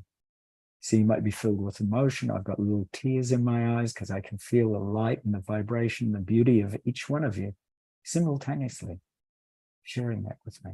So just rest in that vast silence, stillness, and spaciousness of the power of that quality that you've awakened through your light and through the assistance of the light of the consciousness of that civilization. And then slowly, so here's the litmus test. You're going to slowly open your eyes. And as you slowly open your eyes, place your hand on the part of where you feel that light radiating from. So mine's my heart, so I can kind of place. And with your eyes open, do exactly the same thing, because often bringing this into our world is where some of us stumble a little, because we want to bring this consciously in our connections with our family when we're speaking. So now you're going to bring that in with eyes open. So again, you're going to inhale the light of that consciousness. Hold it for a moment. Saturate your entire body, crown, third eye, throat, down your arms into your palms, heart, navel, sacral, root, down to your feet. Feel your whole body vibrating with that enlightened, awakened world consciousness, and then shine it out to each one of us, to the whole planet, to all worlds beyond all worlds, to the dream within the dream within the dream, that touches all dreamers on every multidimensional level. And just rest in that now, in the limitless and the boundlessness of your unconditional love. So you are truly now radiating the awakened world to become the awakened cosmos. And you can feel it now. You're actually feeling, maybe you're receiving messages right now. I'd like you to just share in the chat by just doing that simple breath 3 times or 4 times. Now you can bring this breath anytime. And I suggest you do it first thing in the morning, last thing at night. When you sit in your car and you're about to drive somewhere, just stop and do that one breath. Just breathe in the light of that infinite consciousness that you now know. Saturate your body and radiate it out to the planet. Do it often and often and often and often. And people will ask you without you saying anything, what's happening? Where I feel this vibration. I was sitting, Ellen, I'll tell you a funny wee story. Ellen was asking me, what's the reaction, of these leaders? So I was sitting with a leader in Europe, and that particular person said, we sat down to a very lavish lunch in a beautiful palatial place, much like Scott's beautiful room. And that wonderful person said to me, I don't know what's happening, but I can feel this energy and it's present everywhere. And I don't feel it. But when I sat down for lunch with you, I feel it. Is that you? And I said, no, it's us. So us being the greater we. But so, Scott, I'm going to pass back to you on that note. Please, sending you love and gorgeousness and light through Scott's beautiful presence. I just feel absolutely honored and blessed to be here with Scott, with you and Ashima and Trish and Zenka and Ellen and everybody else. It's what a wonderful, wonderful opportunity to share in the awakened world. Well, thank you very much. That's a really powerful practice. And I encourage people, I'll put the recording of this video on Facebook into the chat box. You can save it. We can go back and go through that process again that Altair just took us through. John Martin has joined us. When I realized what was happening, honestly, we were talking about people who at a higher consciousness can just ask to see and choose to see, and they see the ships. Well, John Martin he's my hero. I mean, this man is at such a high level of consciousness, and we've hit him on the show many times. You've seen the videos of him playing guitar and looking at the ships. And so I frantically wrote to him, John, if you see this, come join us. And here he is. So welcome, John. I'm so glad to have you with us tonight. Thanks, Scott. I was outside interacting with our star family when I got your note. So it's such a pleasure to be here. And was deeply moved by the breath work. I've done that just naturally my whole life. I would breathe in positive thoughts and then breathe out negative thoughts. And I've always done that. But to bring in the star families is something that I will put into my daily practice. So thank you very much for that. John, I was just saying, John is a great example of what Altair was talking about, putting out the love frequency. He sees them, he photographs them, he interacts with them. You're going to love this, Altair. Go ahead, Scott. Sorry. Yeah, I didn't know if Altair and John have met before, but I've John not. recorded what, hundreds of videos at this point. Would that be accurate, John? Individual, probably thousands, but I've got hundreds of compilations, and it's something we all can do. And I just felt compelled to share my story and the reality that we all can do it, and share what you love. Introduce yourself to the universe, and go out and share what's important to you. I go out and we speak about what's going on in my life. And, I've had many health challenges recently, and I'm perfectly well now. And I'm so thankful for everyone that has prayed for me. And I feel wonderful. And I'm excited about the book coming out. And it's just an honor and a pleasure to be here, Scott. Thank you for having me. Well, absolutely. And Sean has been telling me about this book. He's been mentioning it on our show, and it's available. The Universe Loves You, My Personal History and Your Guide to Making Positive and Meaningful Contact with Our Star Family. Available on Amazon. I'm going to put the link into the chat box. And I just really want to encourage everybody to get this book. And you can buy it for others. You can get it on Kindle. You can read it on different devices. And John, congratulations. You've given birth. Thank you, Scott. It's such a pleasure. And I kind of go through my own history on how I got to the point where I felt comfortable to interact with our star family. I had dinner with President Carter in Spain, and he spoke about UFOs, and I shared my experience with him. And I took that experience, which was so lovely, and then Close Encounters of the Third Kind, where music was used as a communication tool. And I decided to go out on my deck, and I started performing this classical music that I've played all my life. And at the same time, I wrapped the experience in love, and I sent it deep into the universe. And almost immediately, the craft started coming in, a beautiful purple plasma craft with a pink ring around the bottom third of the bell came over my home, and 4 beautiful craft came. And then the really big ones came, the cross and crescent metallic craft that came over my home. And I was about to try to take their picture. And in my mind, they said, please don't take our picture. We'll give you something you can take a picture of. And a few days later, a beautiful heart-shaped cloud appeared right where they were in my courtyard. And that's on the cover of my book. And so I go into all the details on those experiences and the many thousands that I've had since. And I encourage everybody to read it and integrate it and try for themselves, because it's a beautiful and lovely experience. And I think it can elevate mankind and take us to a more beautiful and balanced world. And that was the impetus for me to write the book. Thank you, John. And people are asking to see your videos, so we will do that before the end of the show. We will show some of John's videos. You can see the craft and hear him playing his beautiful music. Now, I also want to let everybody know that Zenka and Altair have put together Contact 250. I personally participated in Contact 100, but like the universe is expanding, our consciousness is expanding. This is the awakening world. We get bigger and bigger. So we are now going from Contact 100 to Contact 250. Zenka, tell us about it.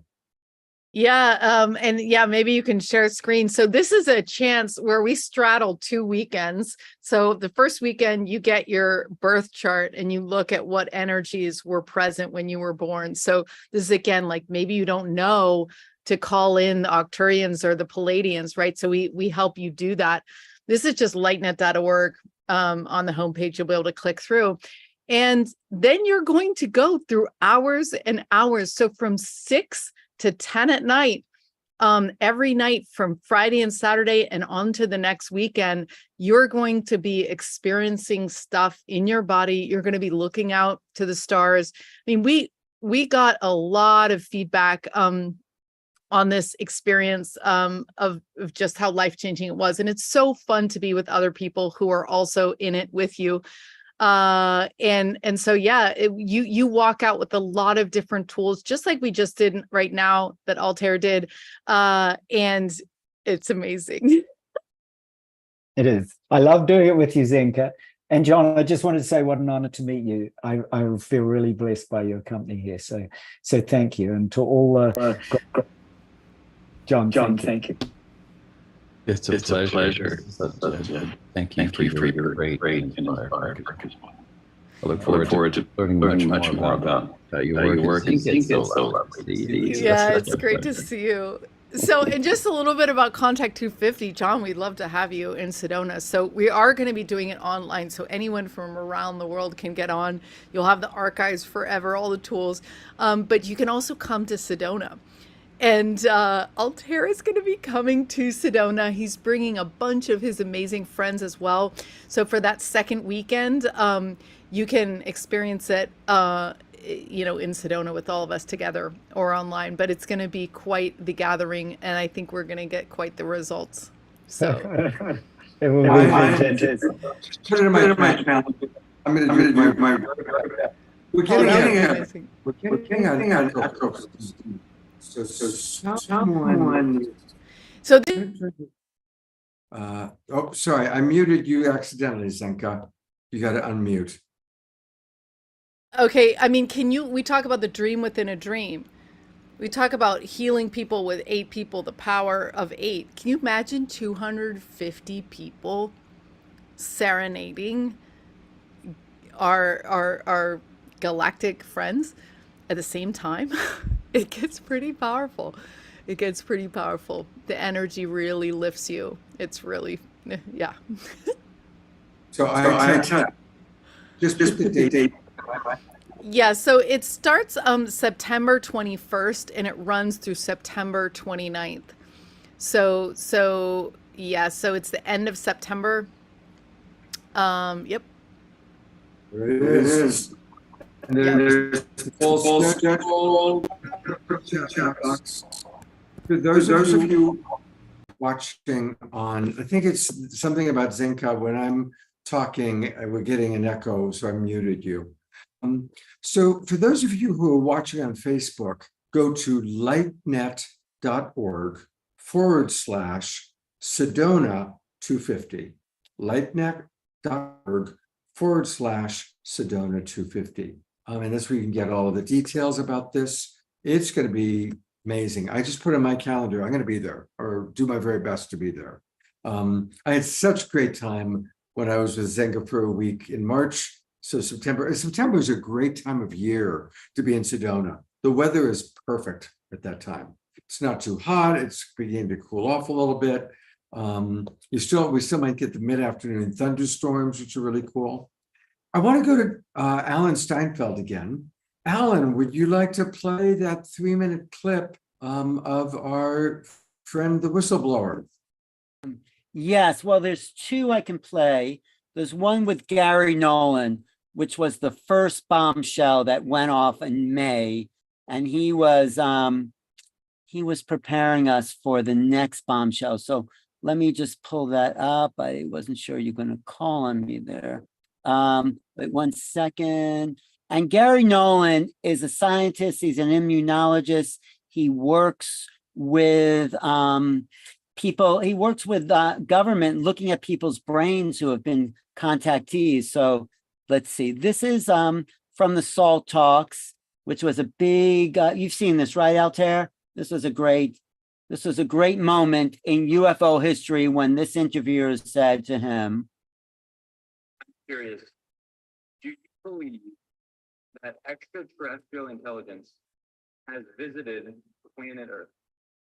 I think you can go a step further. It hasn't just visited, it's been here a long time and it's still here.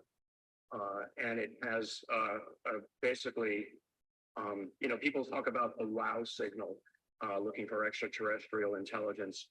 The wow signal is that people see it on an almost regular basis. That's the communication that's already here. that's pretty amazing, right? Well, he follows that up. The interviewer talking about the nature of reality this interviewer had such a hard time cognizing what Gary Nolan has just said. So he follows it up with this question here. One more time. Follows it up with this. Let me optimize sound. Sorry, it wasn't optimized last time. Okay, here it goes. Here it goes. And that statement seems so incredible that it's tough to believe, right? Like, people hear that, and maybe a lot of people here hear that, and they don't believe it. Like this. And so I'm curious, if you had to assign a probability to that statement, that you believe extraterrestrial intelligence has visited this planet, what probability would you assign? 100%. And that's not just my opinion. I mean, look, the National Defense Appropriation Act, passed last year, signed by Biden in December. 30 pages of that is the establishment of an unidentified aerial phenomenon office, the establishment of looking into the harm that's happened to any of a number of the individuals, going back to 1945 and looking at the disinformation and misinformation that has been basically articulated over the decades. 12 US senators have signed on to a document that basically says we want the information. The establishment of an office, Arrow, in the Department of Defense, has 25 people working in it right now. And what's their goal? Collecting the information across all of the U.S. Department of Intelligence, Department of Defense intelligence offices, and collation of that into a uniform format for the very first time, and provision of that then to Congress, the creation of a whistleblowers program specifically that allows people from within, who, I'm going to say this, who've been working on the reverse engineering programs, reverse engineering of objects, so that they can come in and break their oaths, but it's specifically just to talk to Congress and give that information in classified settings. And that the most recent one that happened was just last weekend, and it created quite a hornet's nest in Washington. Right. And do you want to see a little bit of that hornet's nest? Because that hornet's nest. Absolutely. This is really valuable. This is revelation. This is disclosure. This is what we've been waiting for. This guy, let me pull it up on my screen again. This guy, David Grush, he's an intelligence officer, and he blew the whistle really loud. Grush, let me see. Do you see that on your screen? Do you see that on your screen now? Yeah, although you've got to close some of your programs because there's a lot of blotching. Okay. So Okay. do you know how to do it as an advanced? Yeah, you told me that last time. I could do that as an advance.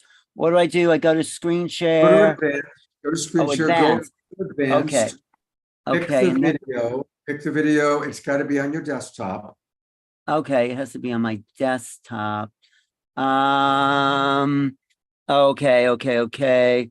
Has to be on my desktop. I'm sorry to take up time because I know but this is the thing that hold the, like the wizard behind the curtain in the Wizard of Oz, and suddenly like something.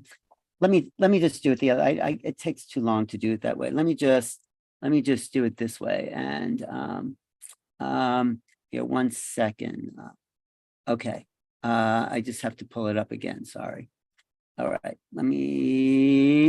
Okay. Wait, I just want to ask, Altair, what did you think of Gary Nolan's work there? Yeah, I love Gary Nolan. He's been straight to the point every time that I've heard him. Because for those of you that don't know, Dr. Gary Nolan is the Stanford University School of Medicine professor who has spoken about this many times, about the fact that 100% aliens have already arrived, 100%.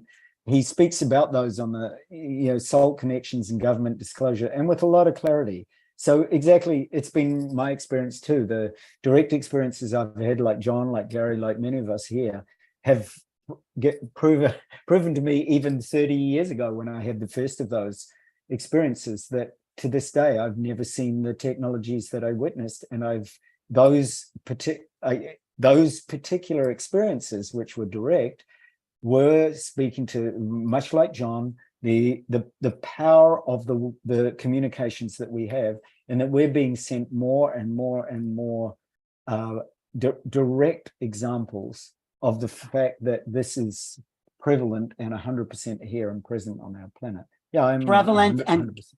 Prevalent and covered up by those on the inside that don't want the public to know this. This is why it's a whistleblower. He's blowing the whistle on inside government people who have kept this from Congress, the president, and the American people. David Grush, an Air Force veteran, former member of that task force, and veteran of the National Geospatial Intelligence Agency, is formally blowing the whistle on secrets he says no one has ever shared publicly before. You are one of the most trusted former intelligence officials in the US defense and intelligence establishment. Yes, I was. You were trusted with the most intimate secrets. Yes. What conclusion did you come to at the end of your time on the UAP task force? The UAP task force was refused access to a broad crash retrieval program. When you say crash retrieval, what do you mean? These are retrieving non-human origin technical vehicles, call it spacecraft if you will, non-human, exotic origin vehicles that have either landed or crashed. We have spacecraft from another species. We do, yeah. How many? Quite a number. You're kidding. No. I thought it was totally nuts, and I thought at first I was being deceived. It was a ruse. People started confiding in me. They approached me. I have plenty of current former senior intelligence officers that came to me, many of which I knew almost my whole career, that confided in me they were a part of a program. They named the program. I've never heard of it.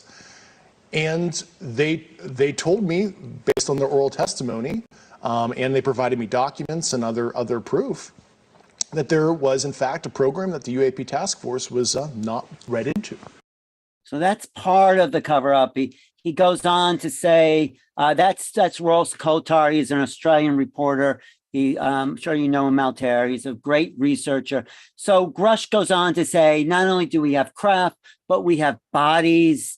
And there's a big cover-up campaign that's been going on for 75 years, but people inside these programs like the UFA task force who have seen and worked on reverse engineering are coming forward. They're breaking ranks. They're going against the authorities that are trying to suppress them. And this is the internal struggle with inside the US government that's just going to crack the whole thing's open. The more it's suppressed, the more people come out. What they say in macrobiotics, the bigger the front, the bigger the back, the bigger the lie, the bigger it is that what they're lying about. And this is so big, most people can't fathom it. Wouldn't you say, Altair? Yeah, 100%. I mean, from my own personal experience, when I experienced the arrival of the craft in the 90s, and the US followed up with a complete investigation of the town that I was in at the time in New Zealand, and they tested people in the city. They offered rewards. None of that information was published, and then all information subsequent to that was blocked. If you go now, I was there along with 40 other witnesses. It was in all the newspapers and television at that time in New Zealand. Subsequent to that's blocked. If you actually go back and try and find it, you actually can't find the information. And I've rung the Coast Guard, the USF, the police, I've gone right through to see. I said, what happened to all that information that was actually even in the news? I said, I've still got the newspaper cuttings from my mum's scrapbook. It's so funny, really simple things like that. I said, I witnessed that craft. So did everybody else that was there. Where's all the, they said it's classified. I said, you mean it's been deleted or removed or archived in places that nobody can actually get? I wrote to the libraries, the police files. So I've contacted the police. I've contacted the New Zealand Coast Guard. I said, there was an event. And they said, we can't find any record of that in that, at that particular time. I said, but I've got the record right here in front of me. And they said, clearly it must have been something's happened to her. We can't disclose anything. So when they realized I knew, because was actually there when that craft appeared. And that same cover-up happened. That's exactly the same, because it was such a big event and it was seen by so many people. So yeah, I'm 100% certain that that we have that technology and we have that information and those craft and those beings. Absolutely. Right. So one of the people that's been covering up this guy is finally coming forward. He's breaking rank. He's saying, guess what? We have been lying. We've been lied to. I have one more minute. I want to show you of the second part of that testimony, Scott. Go for it. Yep, go for it, Alan. Okay, great. This is sort of the show I wanted to do with you in a couple of weeks, but we'll do it now. So that's no problem. All right. There's a little more of Grush there. And he says, if you're right, if you're telling us the truth, everyone, the entire American public has been lied to for decades. Yeah, there's a sophisticated disinformation campaign targeting the US populace, which is extremely unethical and immoral. You are saying to the human race, for the first time, an official intelligence representative at a high level from the US government is saying publicly, we are not alone. We're definitely not alone. Absolutely, the data points empirically that we're not alone, yeah. Do we have bodies? Do we have species of Well, non-human? naturally, when you recover something that's either landed or crashed, sometimes you encounter dead pilots. And believe it or not, as fantastical as that sounds, it's true. So I've got to be blunt about this. You're not making this up. This is not a lie. No, absolutely not. Because everybody watching this right now is looking at your face. They're going, is this guy for real? I am for real. And I'm sitting here at great personal risk and obvious professional risk by talking to you today. exactly. That is blown whistle, bombshell, boom. That changes the landscape. What do you think of that, Scott? It is incredible. And it is great to have somebody incredible coming forward. Yeah. And, he is an intelligence officer. His job was to find out what's his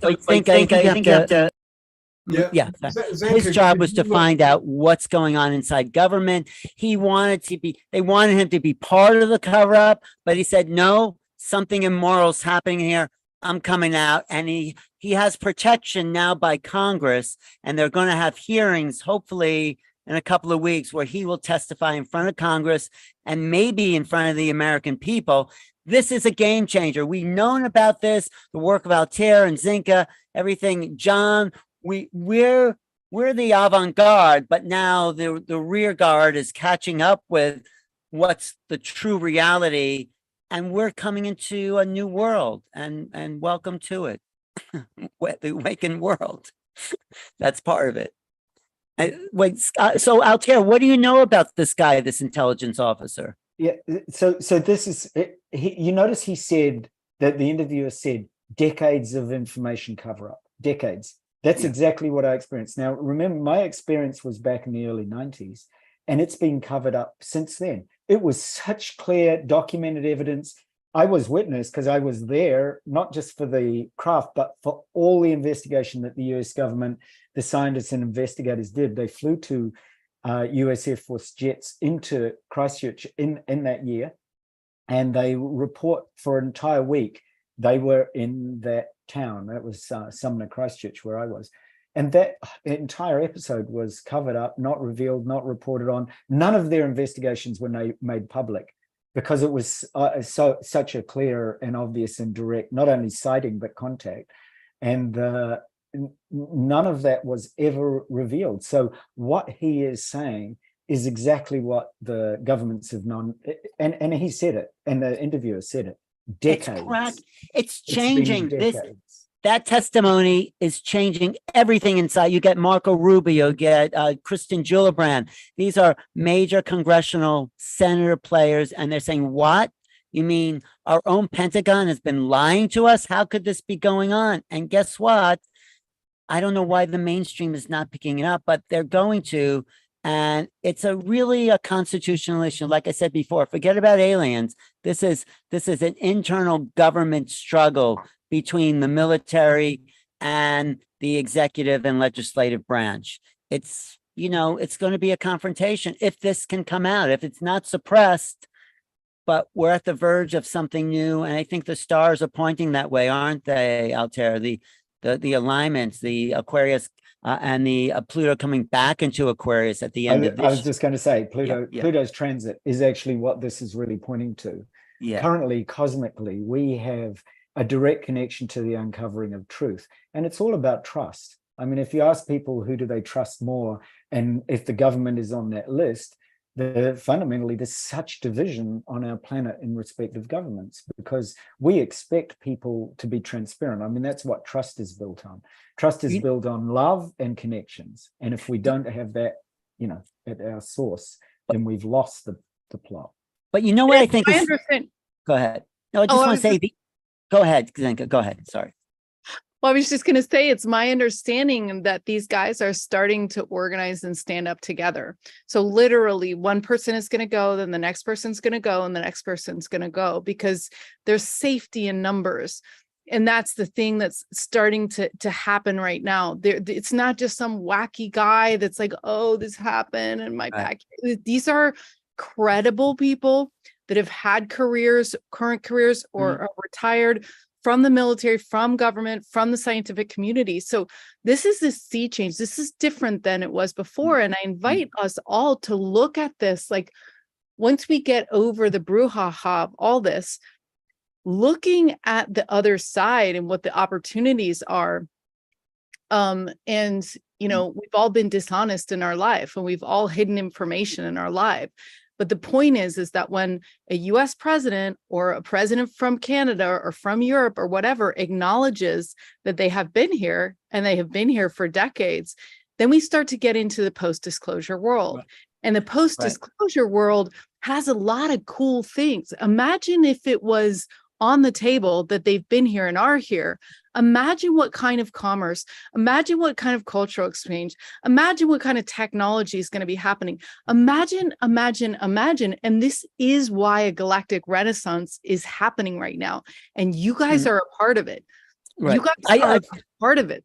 I just want to say one more thing. I think it's happening now because the vibration is shifting, but I think our galactic community is saying, okay, game over. They're putting pressure on those inside the ET connection to the government, say either you tell them or we tell them. And they're kind of fudging, and there's these people coming forward, leaking through the dam of denials and saying, okay, it is time to join the galactic community. Game up. And that will change. As Zenka said, it is a renaissance that is coming. And it's great for everyone, maybe not the corporations who want to hold on to power, but 99% of the human race is saying, yes, it's time. We are part of a bigger world, a bigger reality. It is an awakening world, Scott. It's time. It's here. Absolutely. I want to give a brief historical context here. And I'm going to draw upon my experience. Many of you know, and some of you don't, that for many years, I made my living producing television that was nationally broadcast. And a lot of what I did was UFO oriented. There was a show called The Paranormal Borderline. It was a time series on UP. I was in charge of all the UFO stories. This was back in 1996, 1997. I had a big budget and traveled all over and did stories. And I'm just going to show one piece of that. There was a gentleman named Frank Kaufman, who was the head of the CDC, which was the forerunner to the CIA. And he was stationed in Roswell, New Mexico. Why? Because Roswell, New Mexico had the only atomic bomb squadron in the world. This is 1947. The Cold War is really ramping up. We've just come out of World War II. And the United States used the atomic bomb to end the war with Japan. And so atomic power and atomic bomb was an enormous advantage that the United States had. And there's a movie coming out in a few weeks called Oppenheimer, which is all about that, which is a whole other story. So Frank Kaufman is in charge of the whole security in Roswell because there were Russian spies trying to get in there, trying to find out whatever they could. And the only atomic bomb squadron was in Roswell. On July 2nd, 1947, there was a lightning strike, a UFO was hit, and it went down. And the first thought was it was a Russian spy plane. So Frank, along with other key people, went out there. And of course, what they discovered was it was a UFO. There were 5 beings that had been on the craft. 4 of them had died. 1 of them survived. I was fortunate to do the interview with Frank Kaufman. This was our opening story for another show I worked on called Strange Universe. I'm sure many of you watched Strange Universe. This was our big opening night story. And it took 3 years of me corresponding with Frank before he was willing to tell his story. Now, the reason I'm bringing all this up is this. Frank verified that back in his day, back in the 40s and 50s, if you had information and you said a word, you disappeared. And anybody you shared that information with disappeared, including your family. And so there was an incredible tight-knit secrecy. Then in the 70s, it began to relax a teeny bit. In the 80s, relaxed more. And then finally in the 90s, Frank saw some of his cohorts like Robert Dean and Gordon Cooper sharing their knowledge, and they weren't getting punished. They weren't disappearing. And that's what gave him the courage to come out and tell his story. Now, one of the things that I interviewed during that time, there's many years I was doing those shows, 8 former astronauts and 30 former military officials. And the general consensus was that what had happened was the government was not going to release the information, but they would not stop a few people from speaking to kind of alternative media so that we could start preparing the way for people. Somebody in the chat box wrote about the Vatican. Absolutely. The Vatican is the primary reason that this information has not come out, because the Vatican has a lot of power, and the Vatican is who would be most hurt by the impact of this information. And we are now at that point, like you all are saying, where there is a big struggle going on within the system on one level, and on the other level, our humanity has to wake up. And what bigger consciousness awakening will there be than finally accepting we are part of a much larger picture, a much larger civilization, and hopefully humanity on the whole, enough of a maturity will say, yes, we're willing to bring this into our personal dream. We're willing to accept and know this and receive it. And we're willing to change the prime directive so our galactic family can come in and help us, because we've fucked up this planet. We've messed it up. And right now we're on an unsustainable path with our environment and with our technology, and we need help.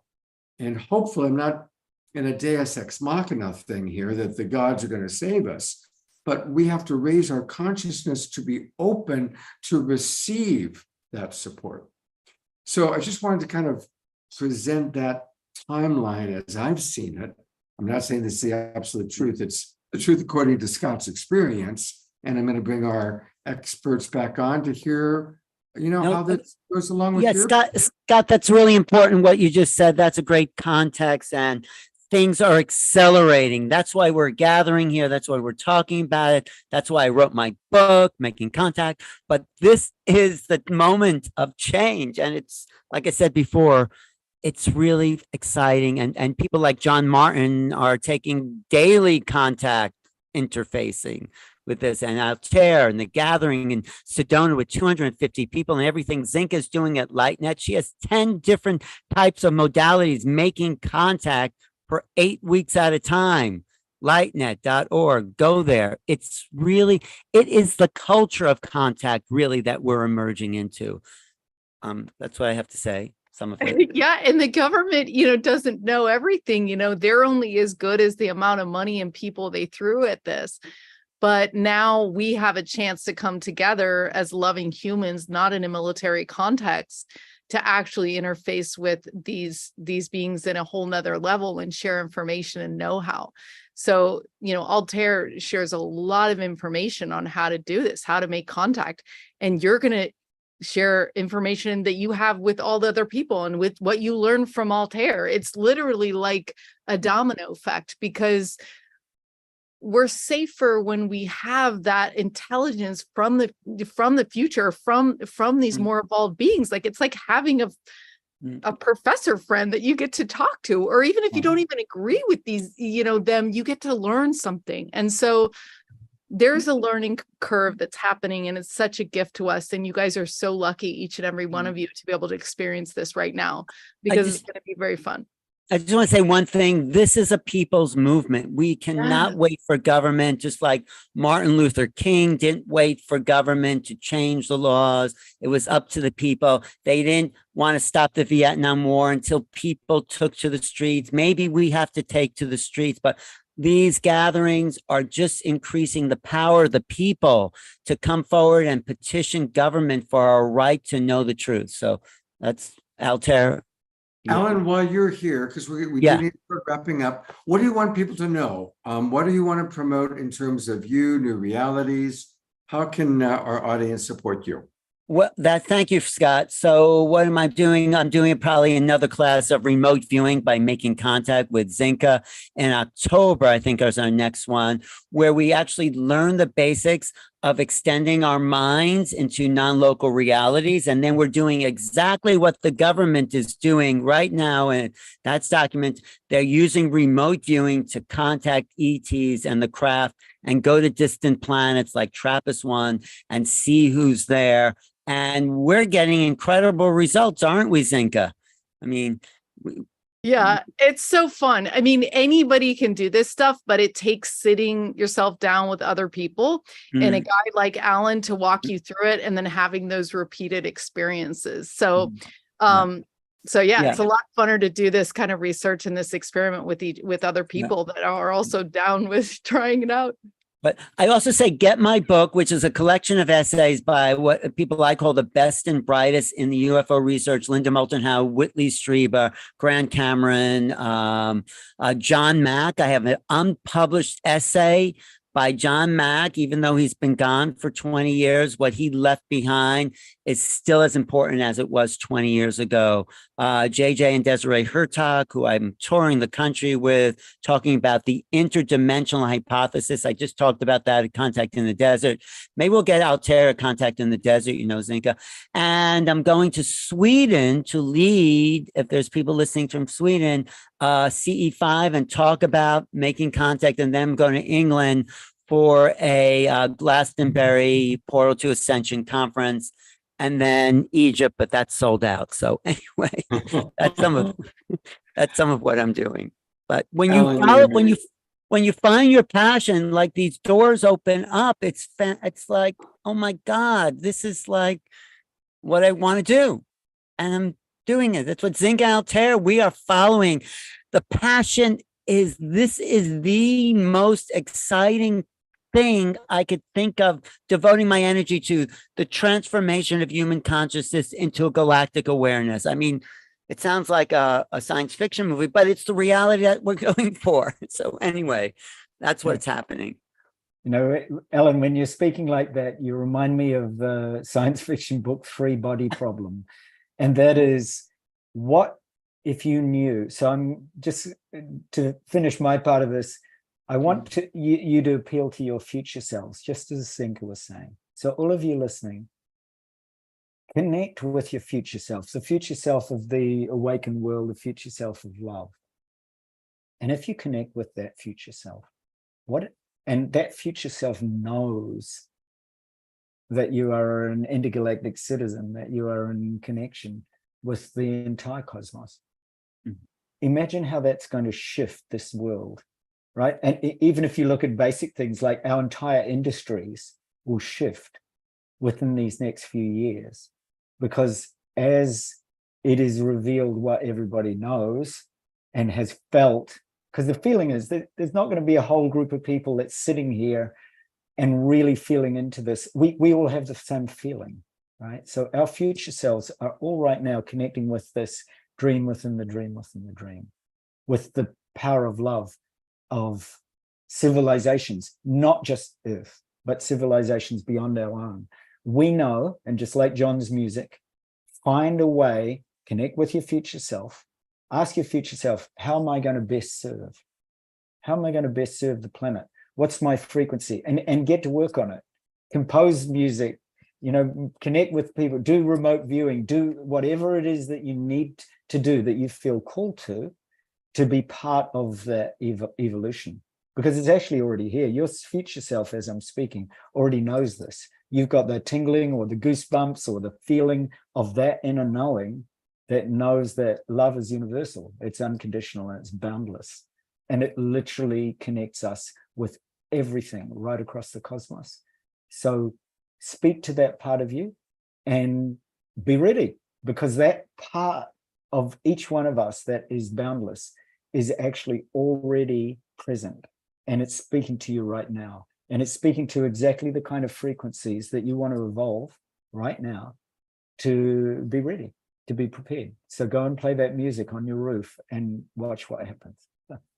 And everybody, let's all meet in Sedona, September 21 to September 29. I'm going to do my very best to be there, and let's all be there. Sedona is an amazing place. I spent 6 weeks there in February and March of this year, and it's a phenomenal community of people, led by Zenka. I mean, she's like the mayor of Sedona for like the cosmic tribe and family there. Let's all meet in Sedona at that time. And again, you can find out all about it by going to lightnet.org, and then just you'll find where you can click all about this event. And it's going to be amazing. Let's all be part of the Contact 250. Let's do it. Right. All right. We have two things left. We are going to have an Omashar song. We're also going to play a John Martin video, and Altair, you're in for a treat to watch this. It's really quite beautiful. I'm going to play some of it. I'm not going to play all of it, but this is, I just always, and I invite everybody to really drop into the vibration of John's work.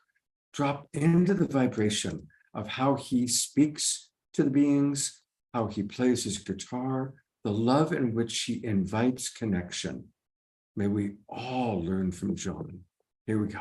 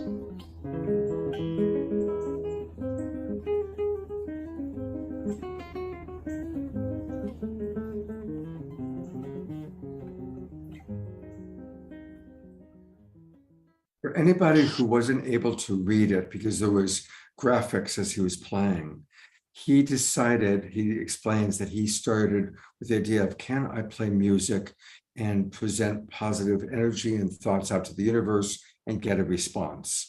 And as we've heard, he's had thousands of responses like you're about to see.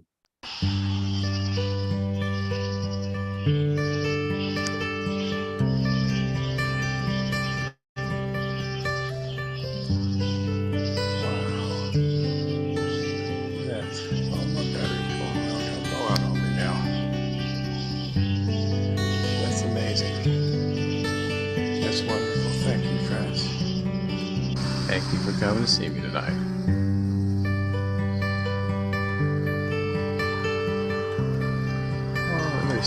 There's two more right there. How beautiful is that?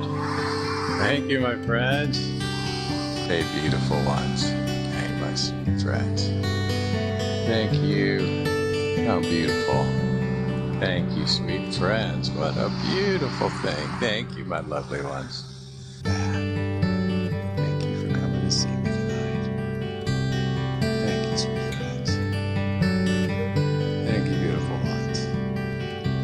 So beautiful. Thank you.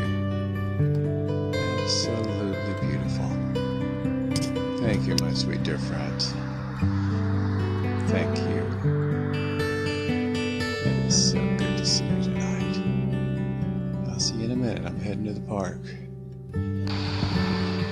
Those never-ending friends. Wow. That's not the greatest thing I've ever seen. Wow, friends.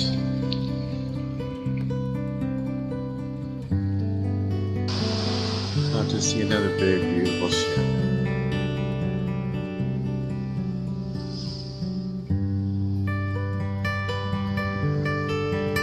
Whoa. That was amazing. Was that all last night?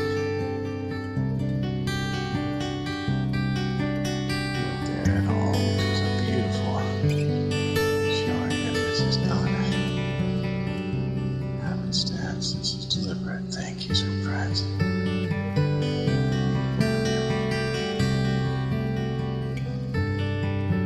Wow.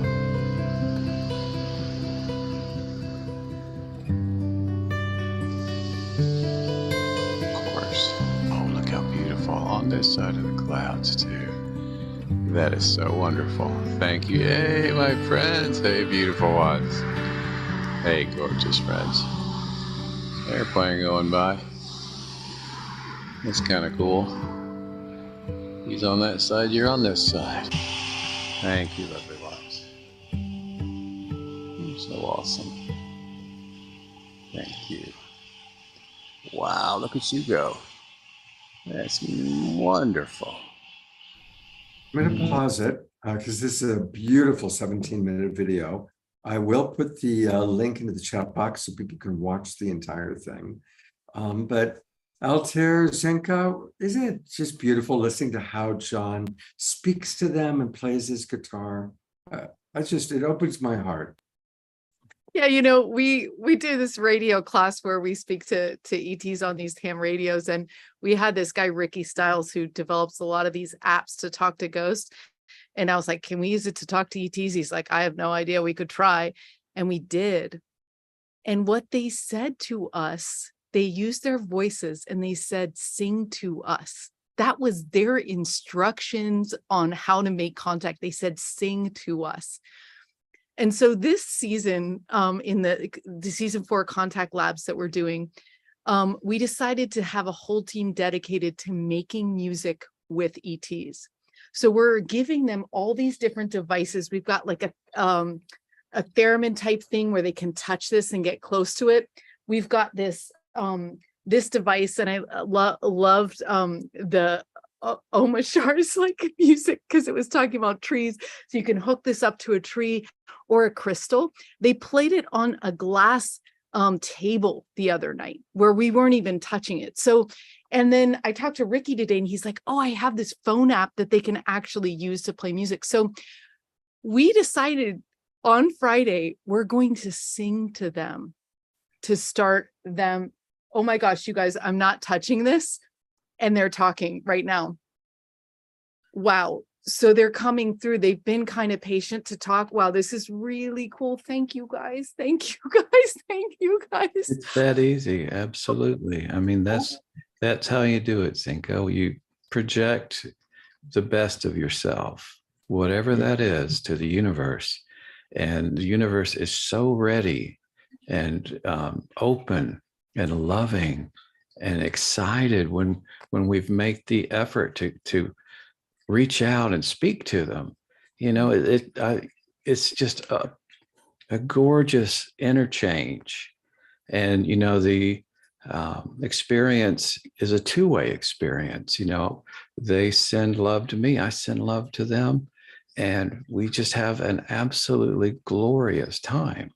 And it's so much fun. And I so highly recommend it.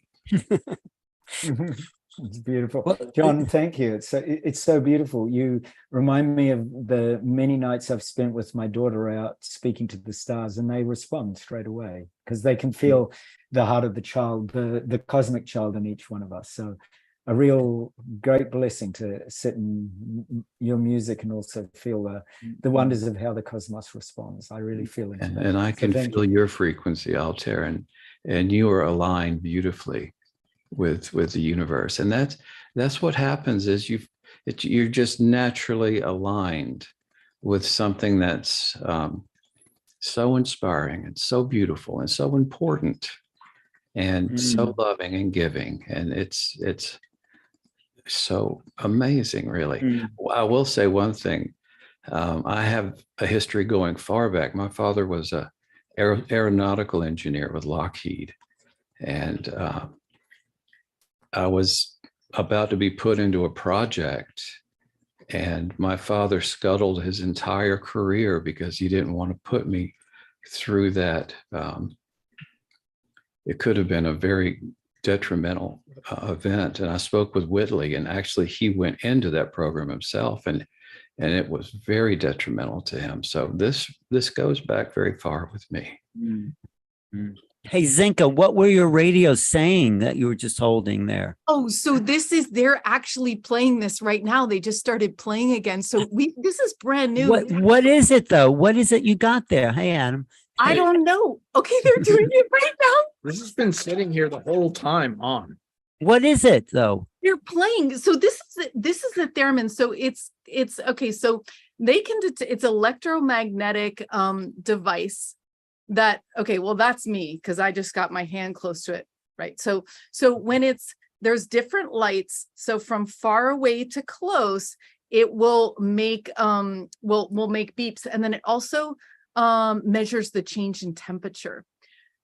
So yeah, I mean, they've been making kind of music on the radios, beep, beep, beep, beep, beep, but this is so cool because they have a couple more.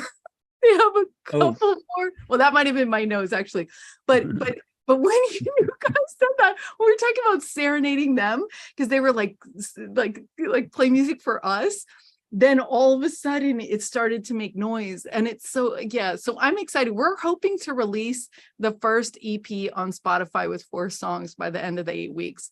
And just explore, because it's like you said, you guys, it's a permission portal at this point. The collective has not quite yet decided if they're going to allow them into this reality, but for now it's permission based. So you say, I want to make contact, you open your heart, you sing or serenade them, and then they can come over because you've asked, you've said it's okay. Right. Yeah, those radios go off wildly when we're out looking at the stars, the CE5s in Sedona. Scott, you got to do that with Zenka CE5. Yeah, they'll be quiet. These radios will be quiet, and we'll have 6 or 7 of them all making different sounds, which is breaking the laws of physics. So this is revolutionary citizen science. This is like interdimensional contact, you guys. And they started using my porch lights on and off with the signals we have. So 1 beep is yes, 2 beeps is no, 3 is clapping, and 4 4 is clapping, 3 is asking a question. So they were turning off the lights, and we were asking questions, and they were going beep, beep for 2, beep, beep, beep with the lights. So they've done it with the radios. So I am convinced that they're right here waiting to embrace us, waiting to talk to us. Like they want this. I want this. You know what's so amazing about Zenka, Scott? I don't know if you know her history. She wasn't always like this. She was a very straight computer sort of geek. And it's only in the last few years that she got ignited and she's leading the community in Sedona. She is so on fire. People bend spoons in her presence. That's what I say about her. When I was staying there, I went into one of her rooms and there were all these bent spoons. There was like a whole little, all the bent spoons. But you guys, I don't even think I'm doing it anymore. I think that they're doing it. I mean, I picked up this fork from the ground the other day and I set it on my computer and I started to work and I looked up and it had been bent. So, I mean, it could be my consciousness. I don't know, but it's also like evidence of, it could be also evidence of them loving me. Yeah. Can I say, I received a request for some videos during the solstice, and it was from Zenka, and I sent it to her. And this is how all of this came to be, Scott. Is how I met you and all these lovely people. So Zenka, thank you. Thank you, John. You are pure love, and music is the language of our hearts. It's not of our minds. We got to get out of our minds. And so you are like a pure example, because when you see the ships, you're always like, hey, thank you so much. Like that's the energy. That's the energy that creates it. So I look up to you so much and honor you so much, John. Thanks for the work you're doing. Oh, it's such a pleasure, Zenka. Thank you. Great. It is a love fest here, Scott. Yes. It is a love fest. There's only one way to end a love fest like this, and that is to go to Omar Shar. So I want to invite everybody to get ready to move and groove to the music, because this is how we integrate all the love and all the beauty. And really, please, let's all meet up in Sedona for Contact 250. Let's all buy John's book. Let's all support this amazing awakening world. Omar Shar, you know what? Just one moment before, and I can see you're still getting it together. Tomorrow night, people have been asking, I've put into the chat box a few times, and I'll put it again. There is a different Zoom room link. I've put it in the chat box. I'll put it in again, and I will email it to our subscribers. So again, to be part of tomorrow's very special edition of the Awakening World, definitely use the Zoom room link. What's happening, Scott? What's the theme of the show? You're going to show? Yeah, I'm showing it. So, good. So we have a live event happening here in Ashland that I'm producing. The Twin Ray are going to do a satsang. Satsang means divine discourse in community.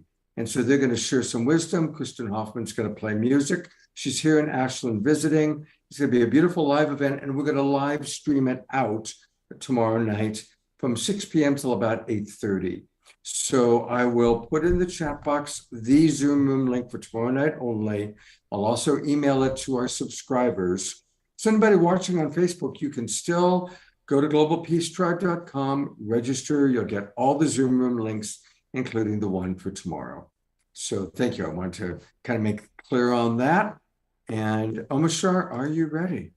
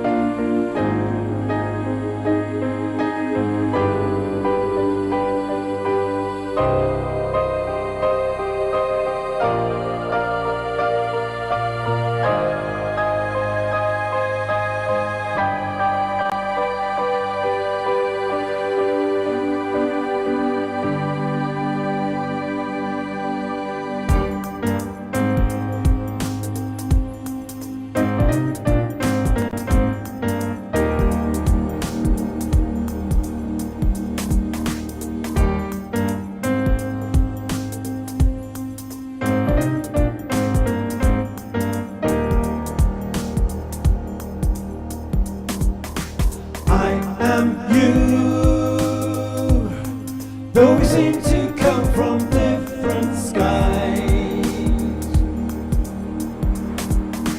What is true is a light that shines right through your eyes. Yes, we are here and now, and it's past to leave the past behind. So take me by the hands, let us walk across this sacred land. I am you, though we seem to come from different skies.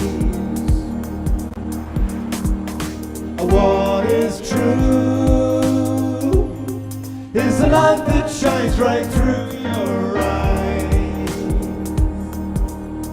I'll sail away with you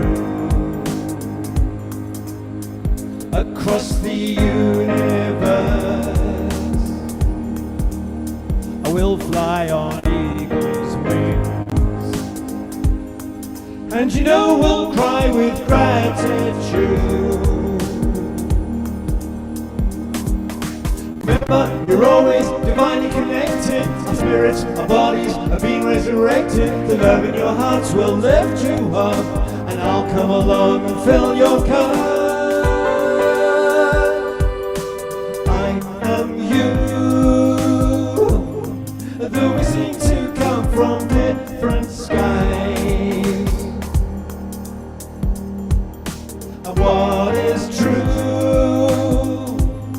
is the light that shines right through your eyes. 1,000 sunny days that describes the joy I feel. I'd walk 1,000,000 miles, 'cause you know we'll see the truth revealed. Remember, you're always divinely connected. Our spirits, our bodies are being resurrected. The love in your hearts will lift you up, and I'll come along and fill your cup. I am you, though we seem to come from different skies. What is true is the light that shines right through your eyes.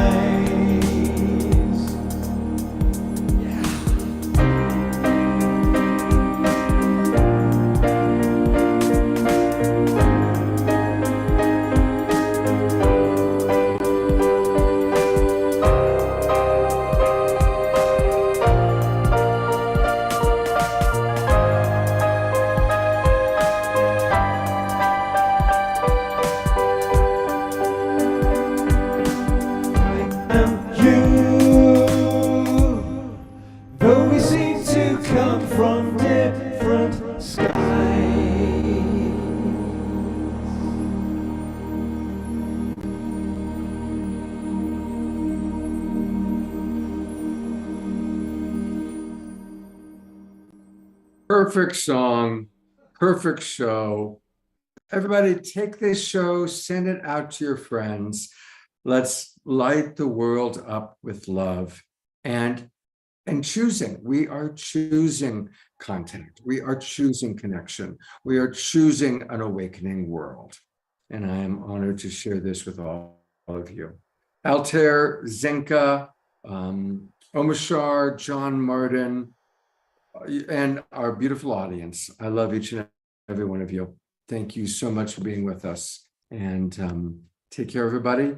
I will see you all tomorrow night as we bring the Twin Ray and Kristen Hoffman, who are amazing, together live. You can always drive up to Ashland, Oregon and be with us live.